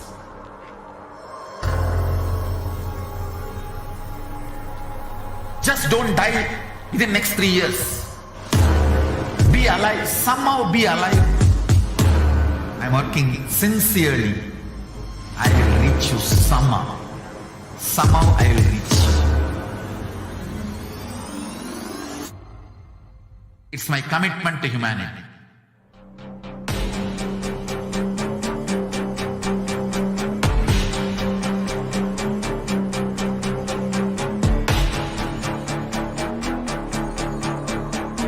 Just don't die within next 3 years. I will reach you wherever you are, whichever corner of the world you may be. I will reach you with enlightenment. You manifesting the space, state, powers, being Paramashivoham. It is possible, and it is possible for you.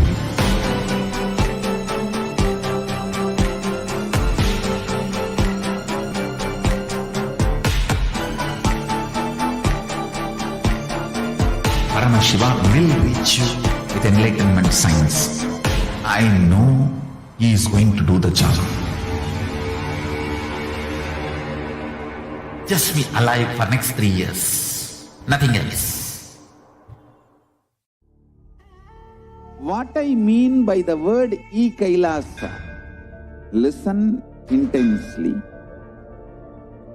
Enlightenment ecosystem, literally enlightenment itself, in your own home, wherever you are.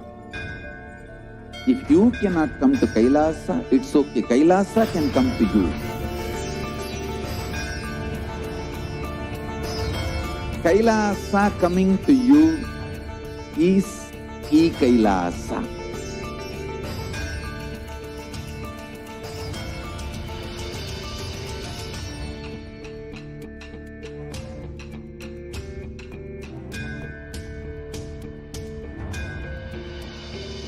I will revive Hinduism. I am a Hindu revivalist, not by any revolution, but by evolution.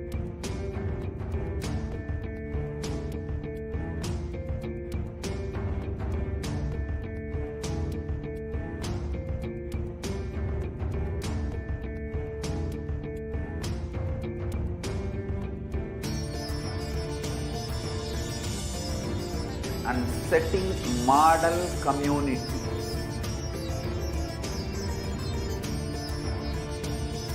Kailasas, enlightenment ecosystems, Sarvanya Pitas all over the world.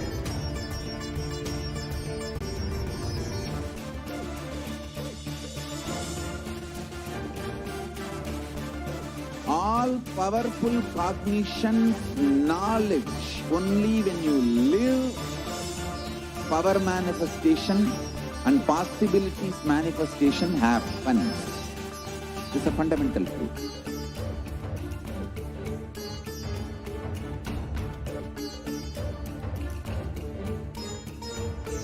Hinduism cannot live exclusively as one sampradaya. No. All sampradayas of Hinduism is an ecosystem.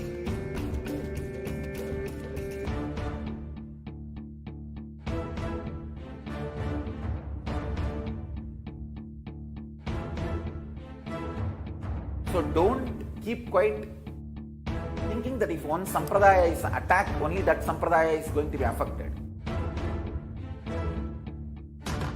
All of us are ecosystem.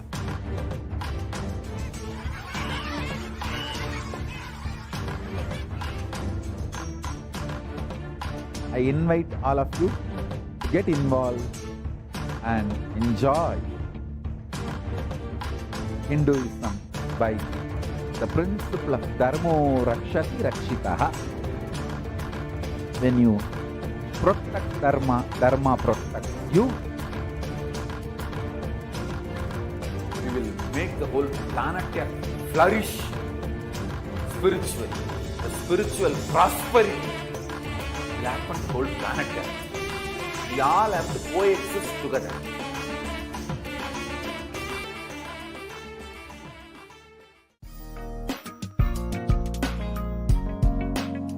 We get you health.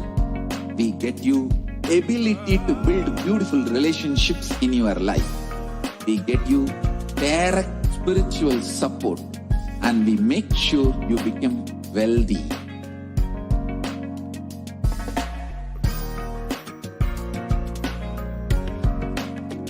We won't stop giving you just good life.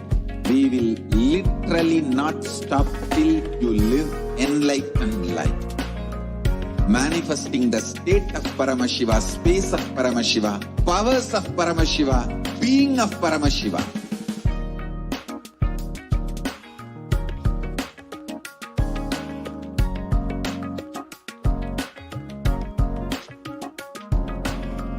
Whole world should become e-Kailashians.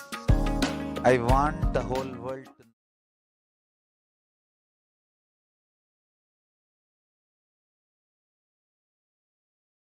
Nithyanandam, welcome back to this segment of the Kailasas multi-layer quarantine facility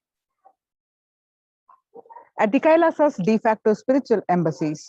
With the blessings of the Supreme Pontiff of Hinduism, let's start with the Sadguru Vandanam. Nithyanandam Paramasugadam Kevalam Jnanamurtim Dvandvatitam Gagana Sadusham Tattvamasya Ekam Nityam Vimalamachalam San Bhavatitam Triguna Rahitam Sadgurum Tam Namami.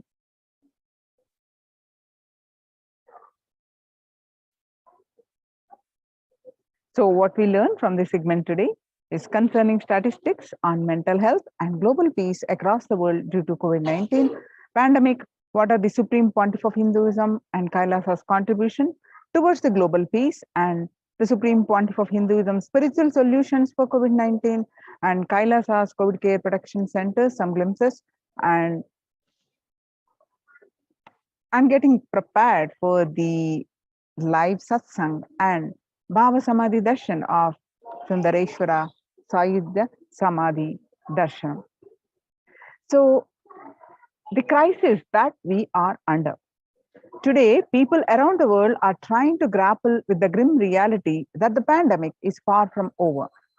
The aftermath of the current calamity promises to be much more devastating. The greatest economics of the world are facing disastrous futures. Countries are facing off each other in deep mistrust. So now let us understand some of the statistics and current news. In Australia, reported a record number of coronavirus cases recently when the country continues to battle with a third wave of COVID-19 infections. The World Health Organization makes a big statement about the Delta variant of COVID-19. And COVID-19 has killed more Americans than the influenza pandemic of 1918 to 19 did. The 1918 to 19 influenza flu infected about 25% of Americans and killed an estimated 0.65% with 675,000 deaths. COVID-19 has infected more than 12% of Americans and killed about 0.2% with 676,000 deaths. Now that the US death toll from COVID-19 has surpassed 676,000, the coronavirus pandemic has killed more Americans than the 1918 to 19 influenza pandemic did. So Axios and other Associated Press both reported the grim milestones recently. So COVID-19 pandemic now officially US deadliest pandemic as the death toll crosses that of the 1918 pandemic.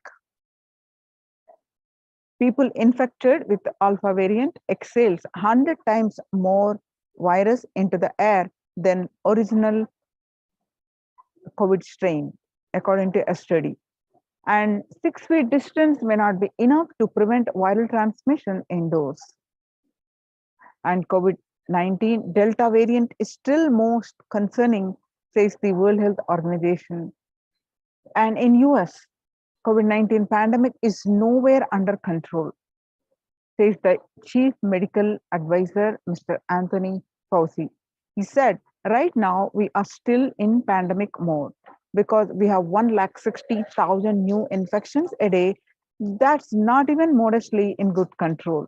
In an interview with Axios, the US has reported 40 million cases of COVID-19 since the outbreak of the virus, with over 4 million infections adding up in the past few weeks.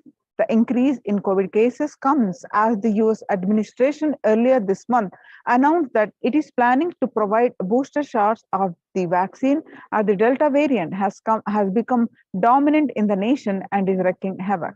The surge in Delta variants is driven by the new vaccination coverage in many communities across the US, according to the US Center for Disease Control and Prevention. In a country of our size, you can and having 100,000 infections a day.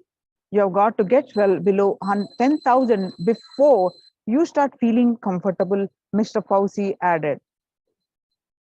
COVID-19 made the world less peaceful.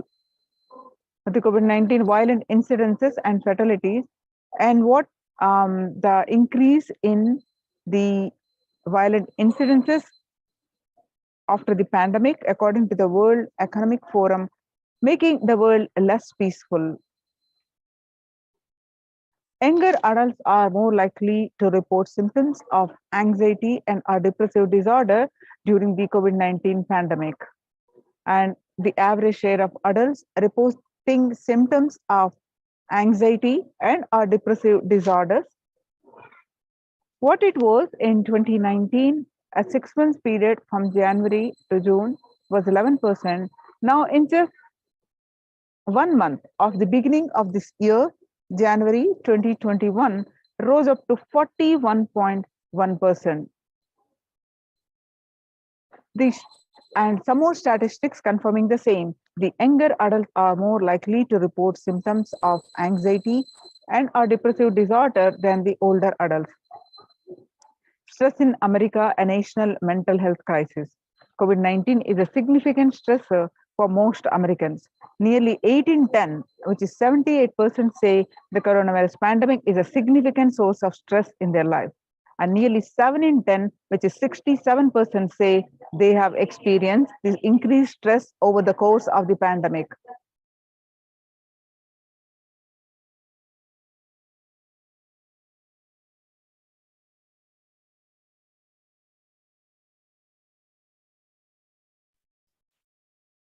COVID-19 could exacerbate doctors' existing mental health burden.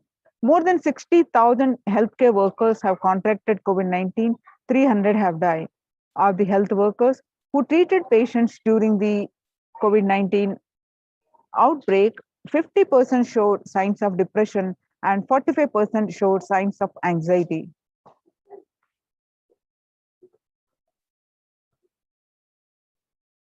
Self-reported mental health among pregnant women, new mothers. Before COVID-19 pandemic, depression was 15% and now it rose up to 40.7 during the pandemic. And the anxiety levels of the new mothers and pregnant women was 29% before the pandemic. Now, during the pandemic, it rose up to 72%. And living under stay-at-home orders, 8 in 10 students are struggling with focus on school and work and avoiding distractions. And 55% of all students do not know where to go for help for their mental health. Nearly 82% of women surveyed said their lives have been negatively disrupted by the pandemic. The World Bank, the global economic outlook during the COVID-19 pandemic, a changed world. The pandemic is expected to plunge most countries into recession, with per capita income contracting the largest fraction of countries globally since 1870. International Labour Organization. COVID-19 is a threat to peace building in conflict-affected nations. The COVID-19 crisis has worsened already fragile situations. The ILO is more aware than ever of its responsibility to promote peace and resilience in the time of this global pandemic. In India, the Mumbai mayor says the third wave is already here. It is not coming, it's already affecting the people. The breakthrough infections found in 25% of health staff. And new COVID-19 variant more shows signs of vaccine resistance.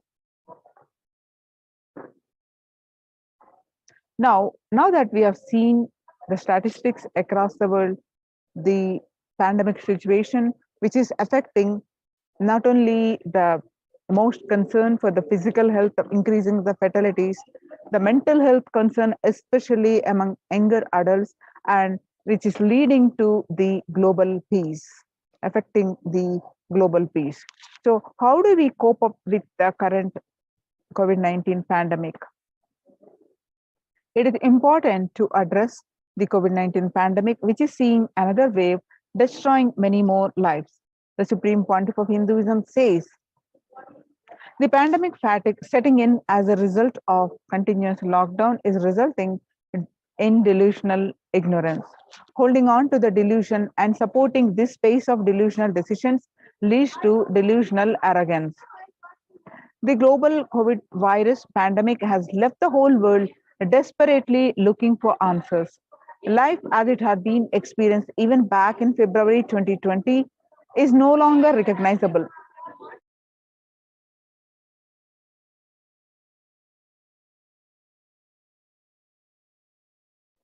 Been experienced even back in February 2020 is no longer recognizable. Drastic change is the order of the day, with people having to redefine their world with new paradigms of economy, society, faith, religion, and health. Blessed are those who have had the greatest fortune to be with incarnation of Paramashiva, the Supreme Pontiff of Hinduism, in their life to carry them through the crisis.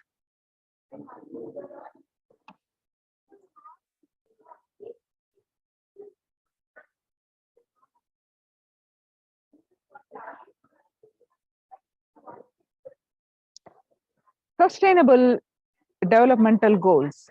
Making peace with nature is possible If we start making peace with nature now, if we start now, even amid the pandemic, 2021 can go down as the year we made peace with the nature and set the planet to healing.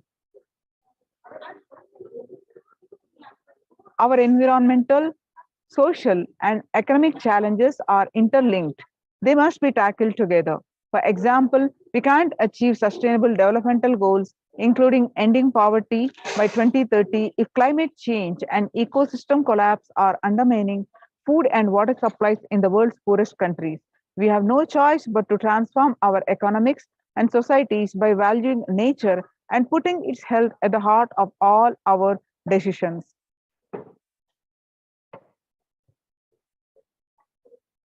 Now let's watch a small clip of making peace with nature.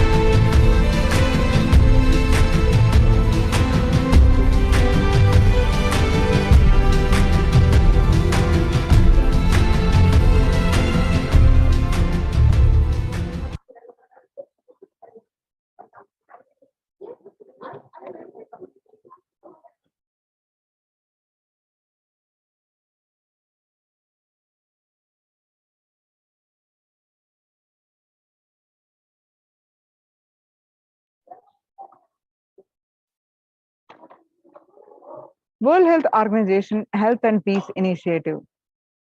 Health and peace are interrelated. In the words of the Director General of World Health Organization, Dr. Tedros, there cannot be health without peace, and there cannot be a peace without health. If individuals and groups enjoy equitable access to health services, fulfilling their rights to physical and mental health, and health actors design neutral health interventions that promote trust and dialogue, and communities are empowered to cope with violent conflict, then health coverage is more universal. Grievances can be heard and addressed to generate trust around health emergency concerns. Affected communities are more likely to make meaningful contribution to peace and reconciliation and to resist the incitement to violence.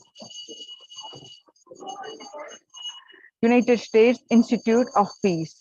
Amid COVID, we need enhanced international coordination to build peace. Tackling the pandemic and building resilience stage require concerted international action at local, national, and global levels. As the humanitarian and economic toll of the COVID-19 pandemic continues to grow, so does the risk that this crisis will fuel new conflicts around the world while stemming prospects for resolving ongoing ones. The stronger health systems and universal health coverage must be a priority. Remarks to the General Assembly special session in response to the COVID-19 pandemic. For the first time since 1945, the entire world is confronted by a common threat, regardless of nationality, ethnicity, or faith. The new social contract between people, governments, and private sector civil society, and more can tackle the roots of inequality with fair taxation on income and wealth, universal benefits, and opportunities for all.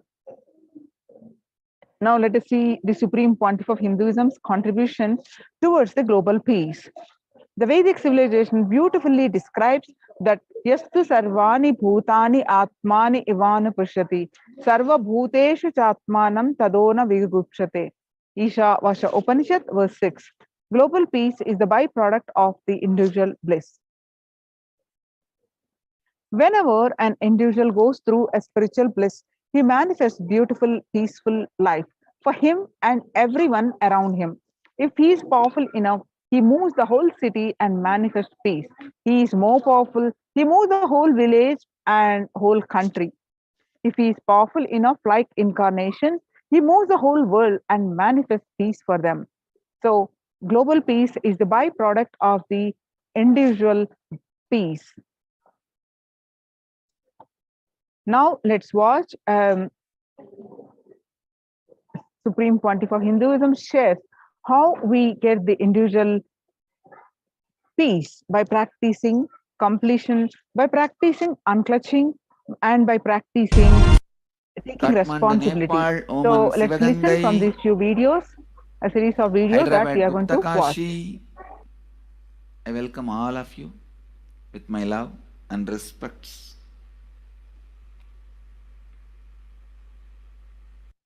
In many bodies.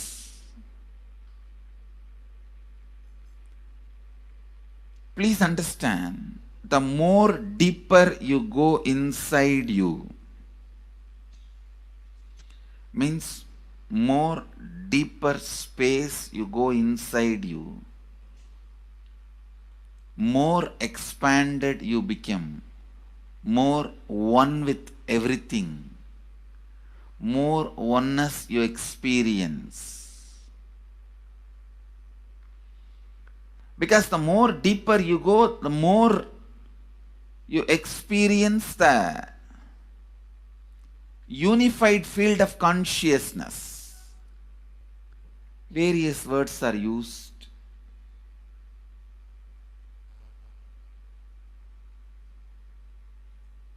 Some of the Hindu traditions uses the word Atma, Brahman.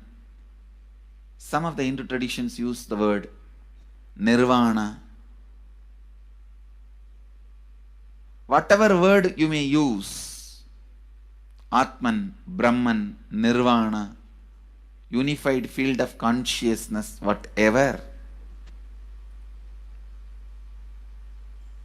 But one thing I want to tell you, the deeper and deeper you go in your inner space, you experience the vast oneness. The more superficial you are, the more incompletions you carry with others, even with yourself. The more superficial you become, even your own right hand and left hand fights with each other. Different parts of you fights with you. Different thoughts of you fights with you. Even you fight with you, the more superficial you go, the more deeper you start traveling. First, you get integrated. The you fighting with you stops. Then, the people around you get integrated. They fighting with you stops. Completion with yourself, then completion with others, then comes completion with other things, not just living beings, even with inanimate beings. The completion starts happening. Even with the nature, completion starts happening. Please understand, the more deeper you travel, the more deeper you go, the more deeper you settle down, the more deeper you start living. your cognition expands. Your cognition includes. Your cognition becomes more and more inclusive. More joy, more bliss, more knowledge, more enlightenment. Please understand.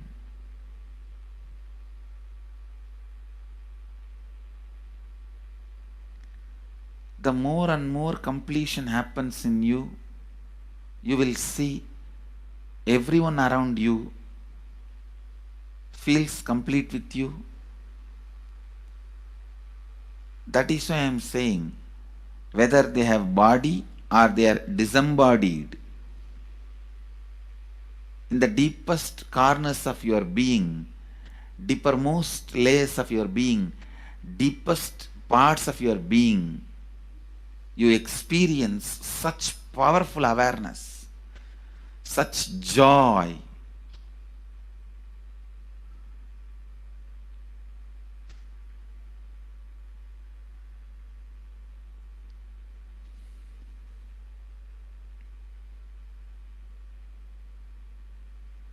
Going into the deepermost corners of your being not only is a joy, it's a power. Because suddenly you will see everybody around you, everything around you listens to you. It really becomes a vibrant power where the tendency to exploit is not there. Listen, that's a very important thing. Power without the tendency to exploit. Because as long as you feel the other person is separate from you, when you get the power, it will always be used for exploiting. Because the other person is separate from you, then naturally what you will feel? Let me suck all the possible energy, intelligence, time, talent, treasure. But when you feel the other person is your own extension, you will see, you will be showering so much, enriching so much. The power you have will not be exploiting, it will be enriching. I tell you, even if death comes at this moment, I can tell you very clearly, I can face the death directly and tell the death, I have enriched every human being more than from anybody. I have given to every human being whom I met in my life more than what I received from them. My accounts is clear.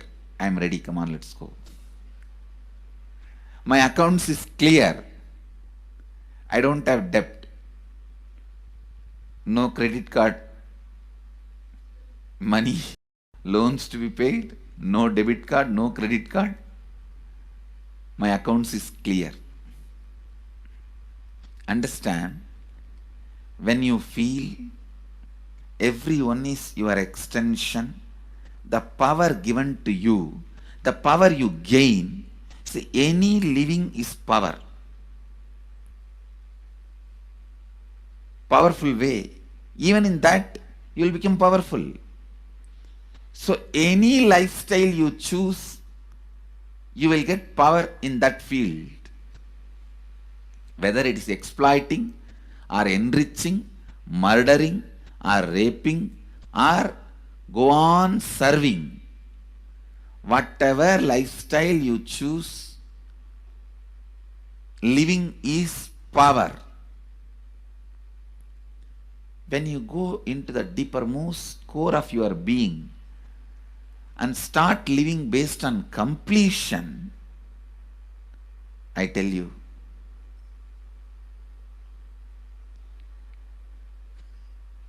the first power you will experience is everything around you listens to you.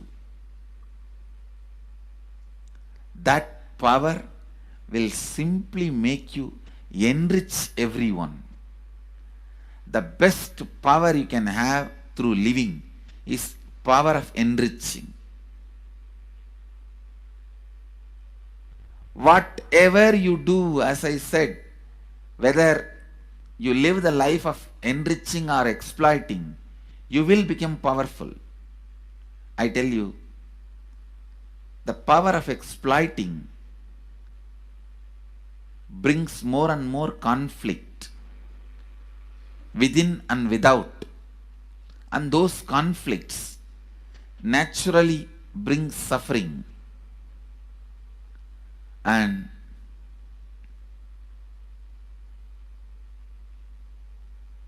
the power of enriching brings more and more completion in you and in others. This full month, Nithyananda Sangha all over the world. The other day I was seeing, we have officially presence in more than 50 countries. As devotees, group of devotees, we have presence in 100 countries. All over the world, we are going to celebrate this whole month for Global Peace Month, impacting global peace. All of us this whole month will live completion and do samskara dahana kriya, means burning the patterns which separates us from others.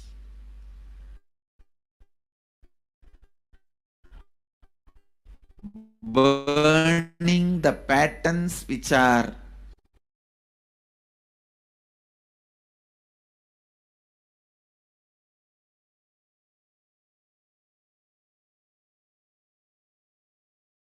we will be doing samskara dahana kriya, burning our patterns and leading us to more and more completion.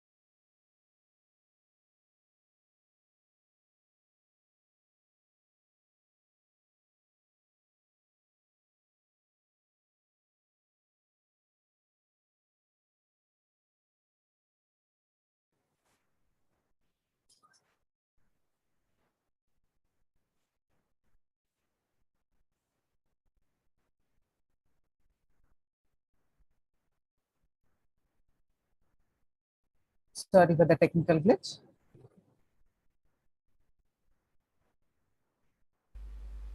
And we also have special 3 Nitya Dhyana Yoga program teaching people science of completion and facilitating samskara dahana kriya. This month, 20th, 21st and 22nd,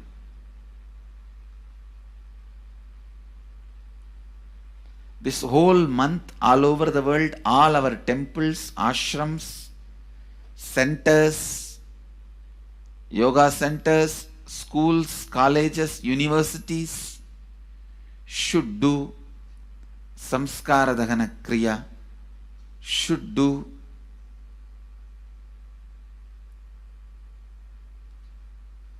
the practice of burning all the incompletions and patterns which leads to conflicts, bringing more and more peace inside us and outside us, spreading peace. This whole month, let's impact global peace. Let us really contribute to the global peace, not just talking about it. Let's do it. Let's do it. Not just talking about it. Let's do it.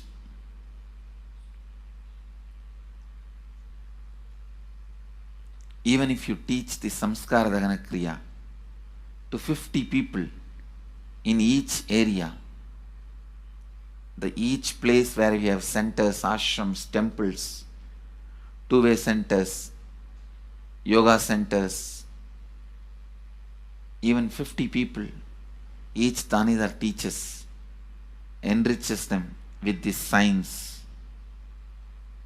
The amount of suffering and negative waves, negative vibes reduction can contribute so much to the world. Please understand. One positive person can burn millions people negativity. Experientially, with evidence we proved, one positive person has already burnt at least 20 million people's negativity in last 10 years and brought peace. So each one of you, if you stand up one positive being, one authentic, responsible, enriching being,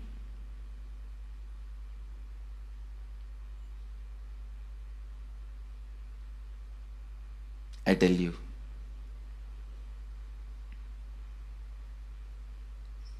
we can do so much to the world.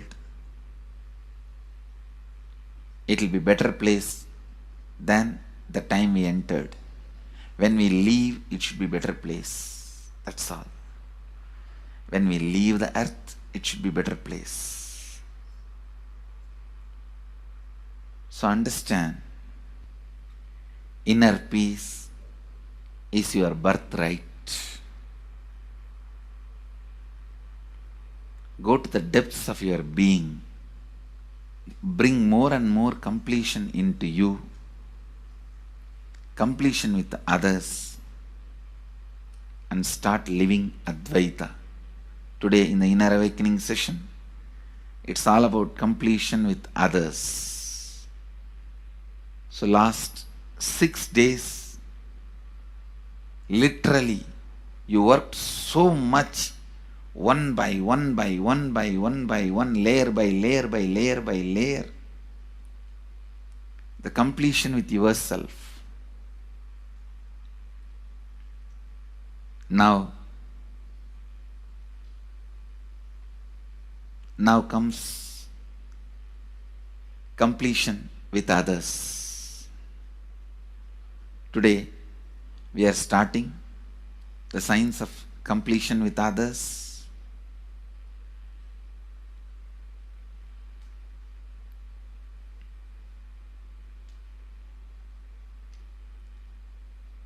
It's one of the most powerful science. Does so much to human beings, not just healing their relationships, even inside their consciousness, this inner space, so much of good is done. So much of awakening is done.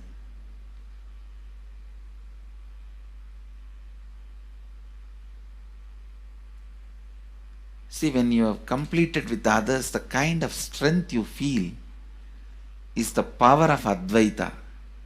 Strength of Advaita. Today the Inner Awakening sessions are all about completion with others. We have long session today working on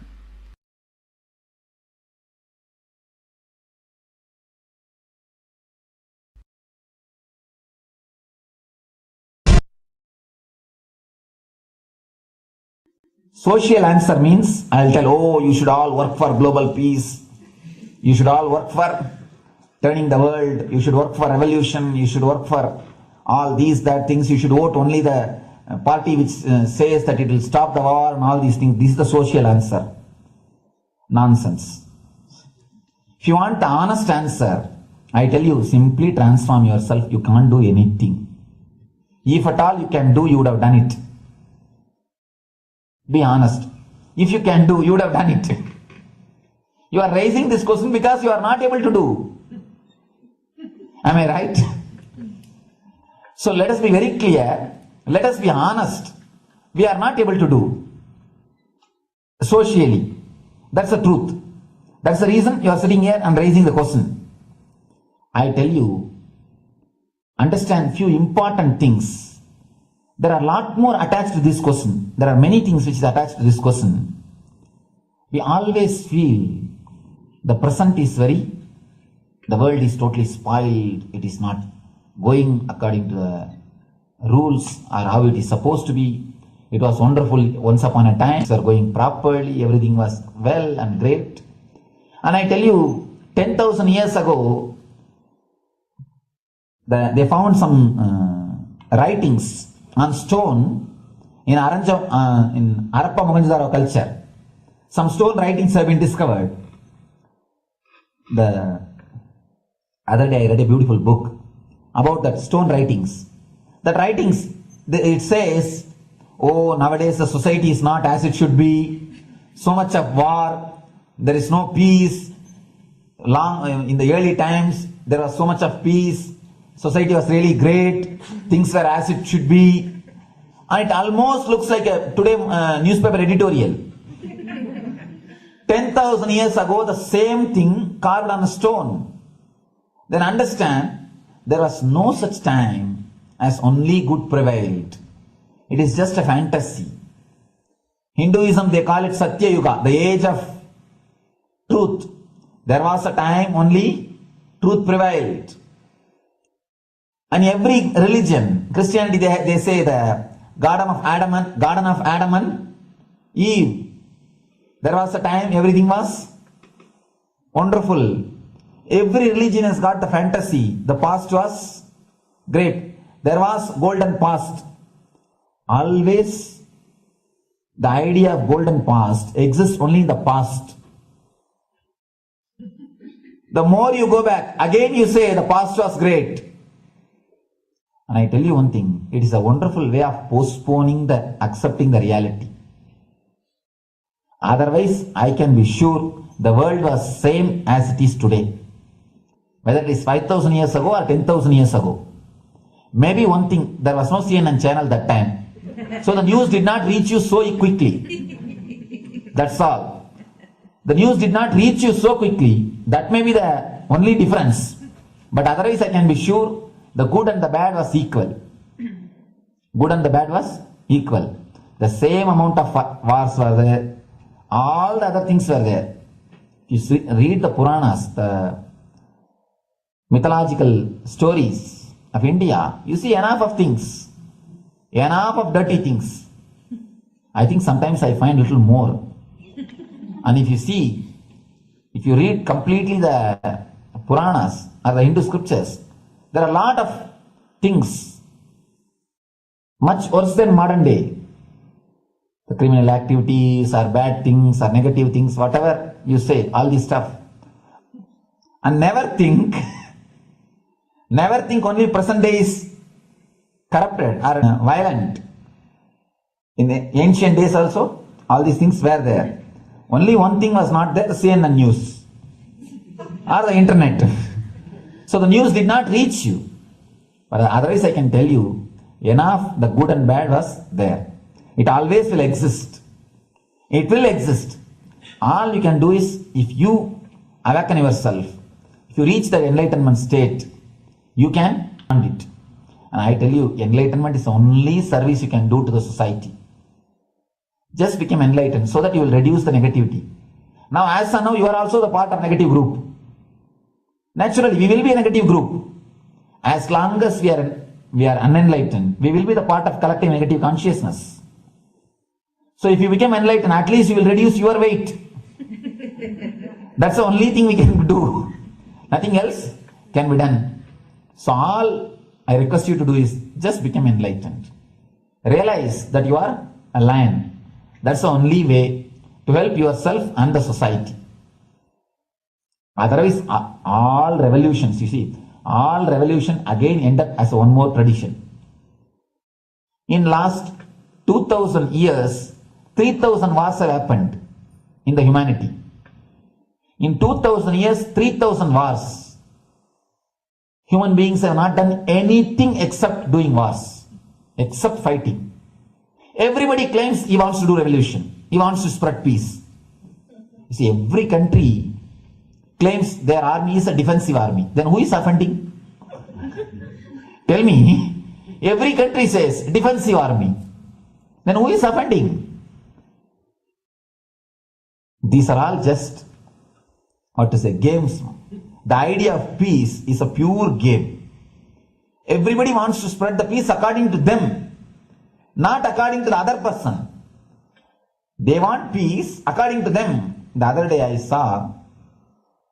was in one interreligious gathering.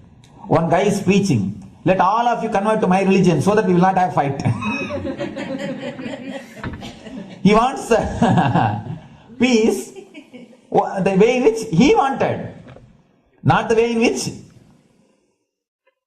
And there's a beautiful saying, the sword of Muhammad, it is written, peace alone should survive, something like that.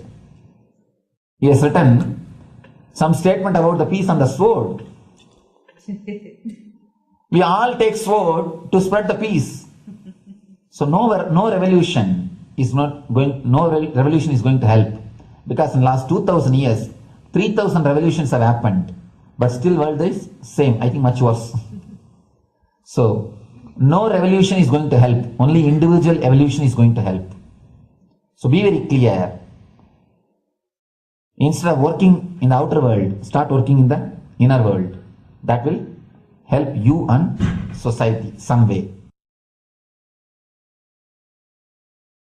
Social answer means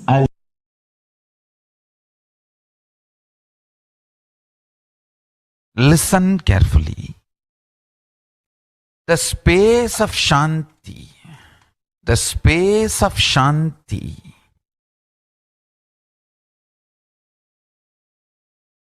is where Kailasa grows. Listen carefully. It is in the deep powerfulness of peace, or peace-centered powerfulness is the ground, breeding ground for Paramashivatva to manifest. Please understand. Like how pure mirror reflects everything, pure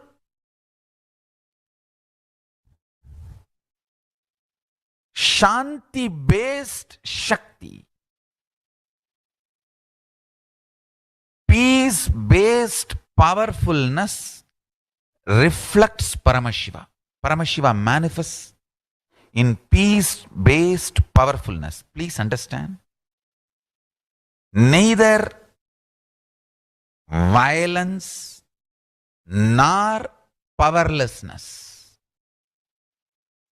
Powerlessness is weakness. Violence is abusive. Peace-centered powerfulness. Powerfulness-centered peace. All the Upanishads starts with peace, completes with peace. Shanti mantra starts with Shanti mantra, gets completed with Shanti mantra.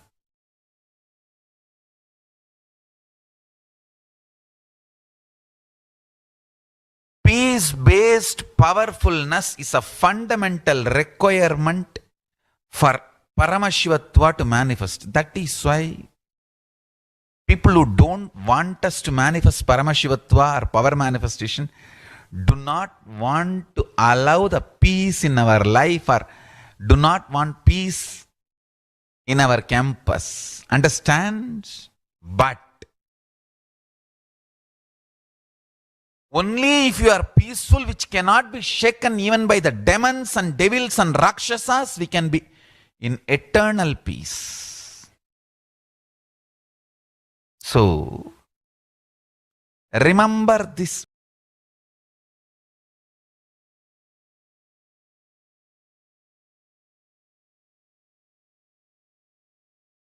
Peace alters the very DNA structure, genetic structure, the core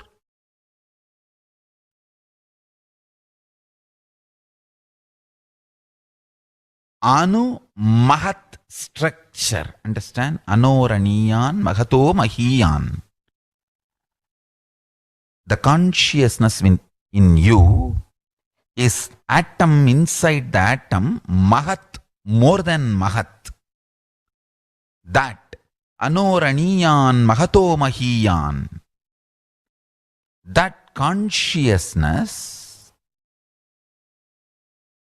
starts growing in you with more and more peace-based powerfulness developing in you. Nothing can be compared to unclutching.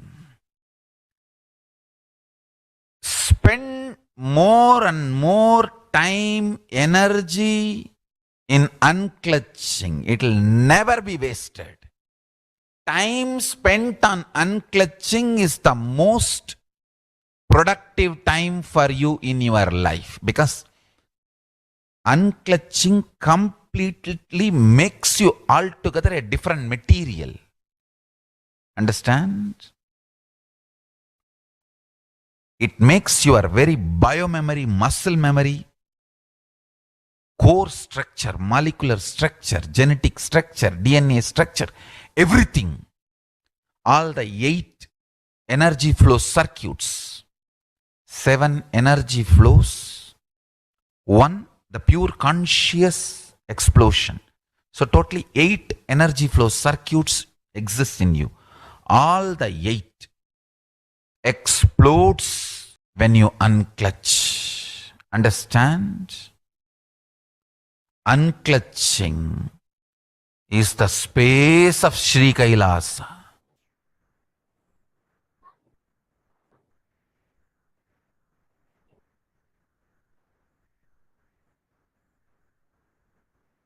So now, let us see the Supreme Pontiff of Hinduism contributions for the global peace.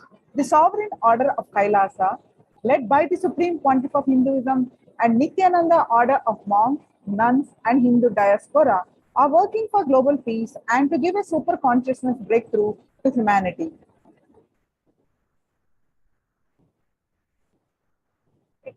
The Supreme Pontiff of Hinduism has been working from the very grassroots level to usher in an era of peace at all levels, individual, societal, national, and global.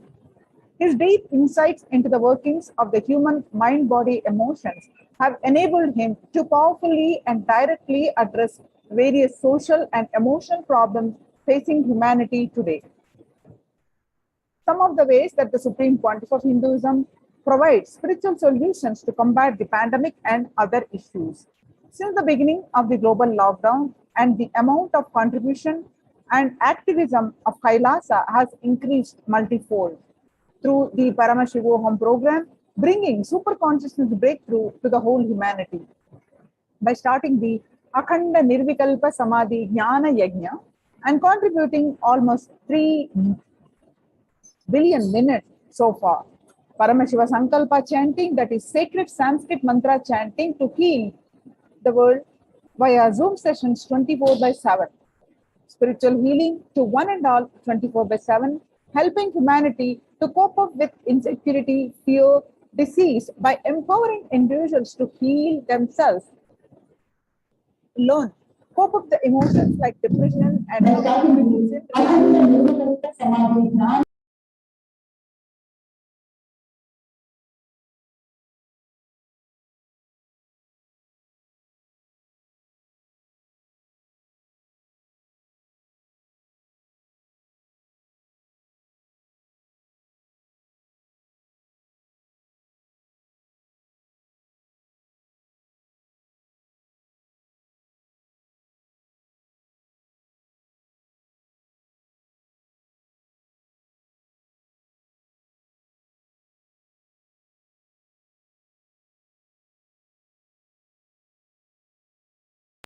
spiritual healing to one and all 24/7, and helping humanity to cope up with insecurity, fear, disease, and empowering individuals to heal themselves and learn to cope up with emotions like depression and tough situations in relationship, providing alternative solutions to worldly problems through power manifestation. Now we have the live satsang at 8 p.m. Indian Standard Time. Now let's get prepared for the, and followed by the Sundareshwara Sayudhya Samadhi Bhava Samadhi Darshan. So let's get prepared for the Bhava Samadhi Darshan and the live satsang.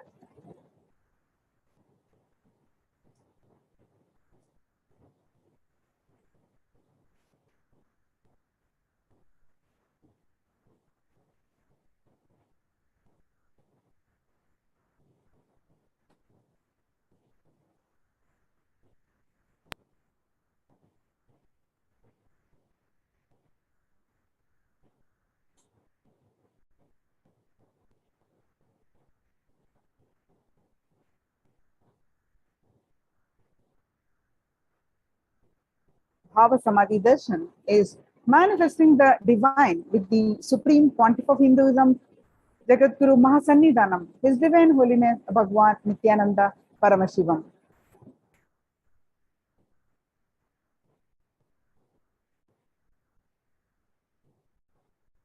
Bhava Samadhi Darshan is not an event in space and time. Rather, darshan happens at the moment when we are lifted out of space and time. During the Bhava Samadhi Darshan, our neurons mirror that of the avatar. Bhava is defined as directing and activating the emotional and spiritual energy that is created through meditation on the avatar. The brain neurons mirror, activate, and process all the observed movement or information of the avatar just by seeing and without the physical act of imitation. That is, our entire body silently and without movement recreates what is happening distances far away, experiencing the superconsciousness energy radiated by the avatar.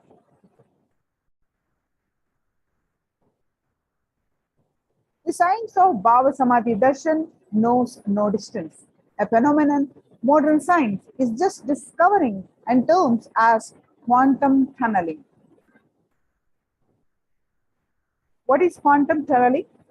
Our thoughts per second reduces significantly and we relax into the space beyond thoughts. That means we experience thoughtlessness, becoming mentally at ease in coexisting dimensions beyond duality.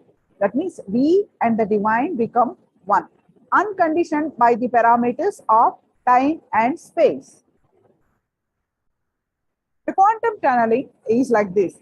It is probability of a quantum particle like an electron with less kinetic energy to cross over the potential energy of an energy barrier. An electron acts both as a wave and a particle. Imagine a scenario. What happens when an electron with less kinetic energy is approaching a hill? Will the electron be able to cross over the potential energy or peak of the hill? And as a particle, the electron will require higher kinetic energy to cross over the potential energy of the hill, or it will roll back. However, as a wave, the electron has the ability to pass through by propagating itself through the hill and go to the other side. That is the science behind quantum tunneling. The same science is imposed on people who witness the Bhava Darshan. That is because our neurons are able to mirror the neurons of the divine immediately. Through quantum tunneling, we are able to travel through the divine energy and mirror the exact same neurons. Science of Bhava Samadhi Darshan. There is a beautiful Apta Pramana by the Chaitanya Mahaprabhu in his book Chaitanya Charitamrita in chapter 4. Describes how Krishna was enchanted by his own extraordinary sweetness of his form.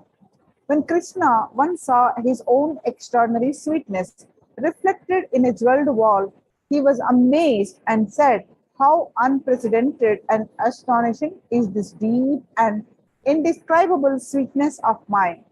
Alas, when I see it, even I become greedy to enjoy its sweetness, just like Radhika. When I see my own sweetness in the mirror, I become eager to taste it, but I cannot. After due consideration, I find that the only way to release this sweetness is through the constitution of Sri Radhika." Bhava Samadhi Darshan is the science of a Nija avatar manifesting Paramashiva, the consciousness which is formless expresses the being of Paramashiva through the Divya Sharira, that is light body, and manifests as Nija avatar, that means physical embodied form, for us to experience the Paramashiva.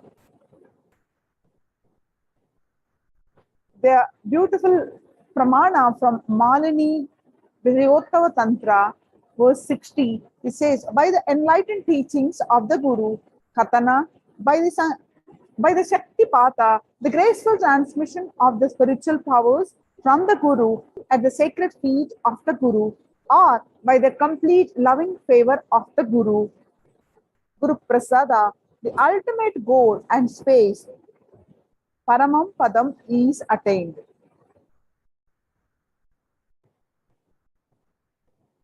Devi Parashakti expresses through the being of Rajarajeshwari and manifests as Nija avatar, the physical form, as Devi Meenakshi.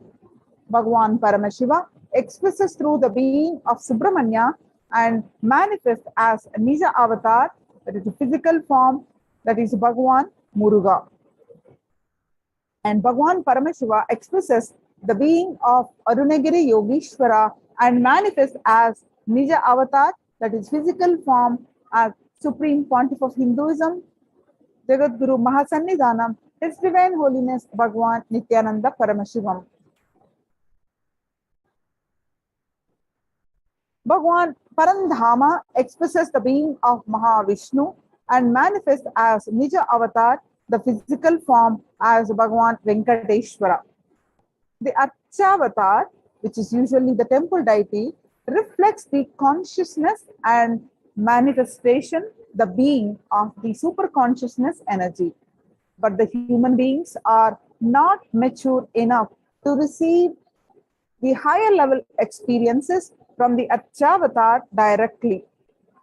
So the avatar, the physical embodied form, comes down to bridge this gap and create experience of the super consciousness energy in all of us.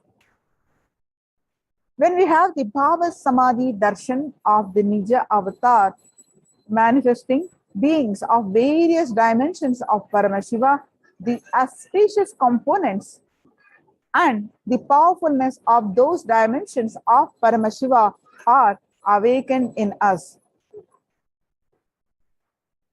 The dimension of Paramashiva manifesting in the Nija avatar for us to experience the same is Bhava Samadhi Darshan. Bhava Samadhi Darshan is the direct experience of causeless bliss. During the Bhava Samadhi Darshan, our being comes alive and celebrates with the energy wave of existence. Our very muscles learn to imbibe and radiate Paramashiva. Bhava Samadhi Darshan is like a window to the infinite expanse of consciousness, allowing us to glimpse the formless in a way that we can understand. Even without much effort from our side, our very biomemory awakens to the space of Paramashiva, the ultimate consciousness during the Bhava Samadhi Darshan.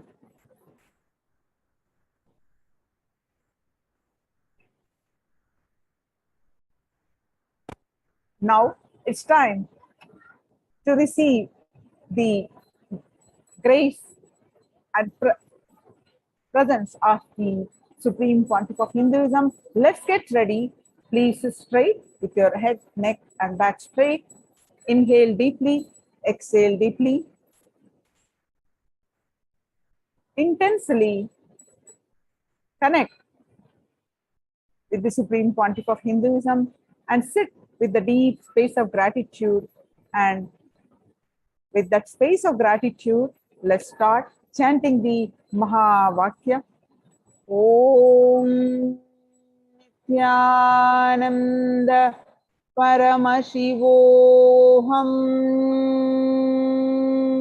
Om Nithyananda Paramashivoham. Om Nithyananda Paramashivoham. Continue to chant the Mahavakya and sit with a deep space of gratitude, and let us receive the Supreme Pontiff of Hinduism for the live satsang, followed by the Bhagwan Sundareshwara Sayudhya Samadhi, Bhava Samadhi Darshan.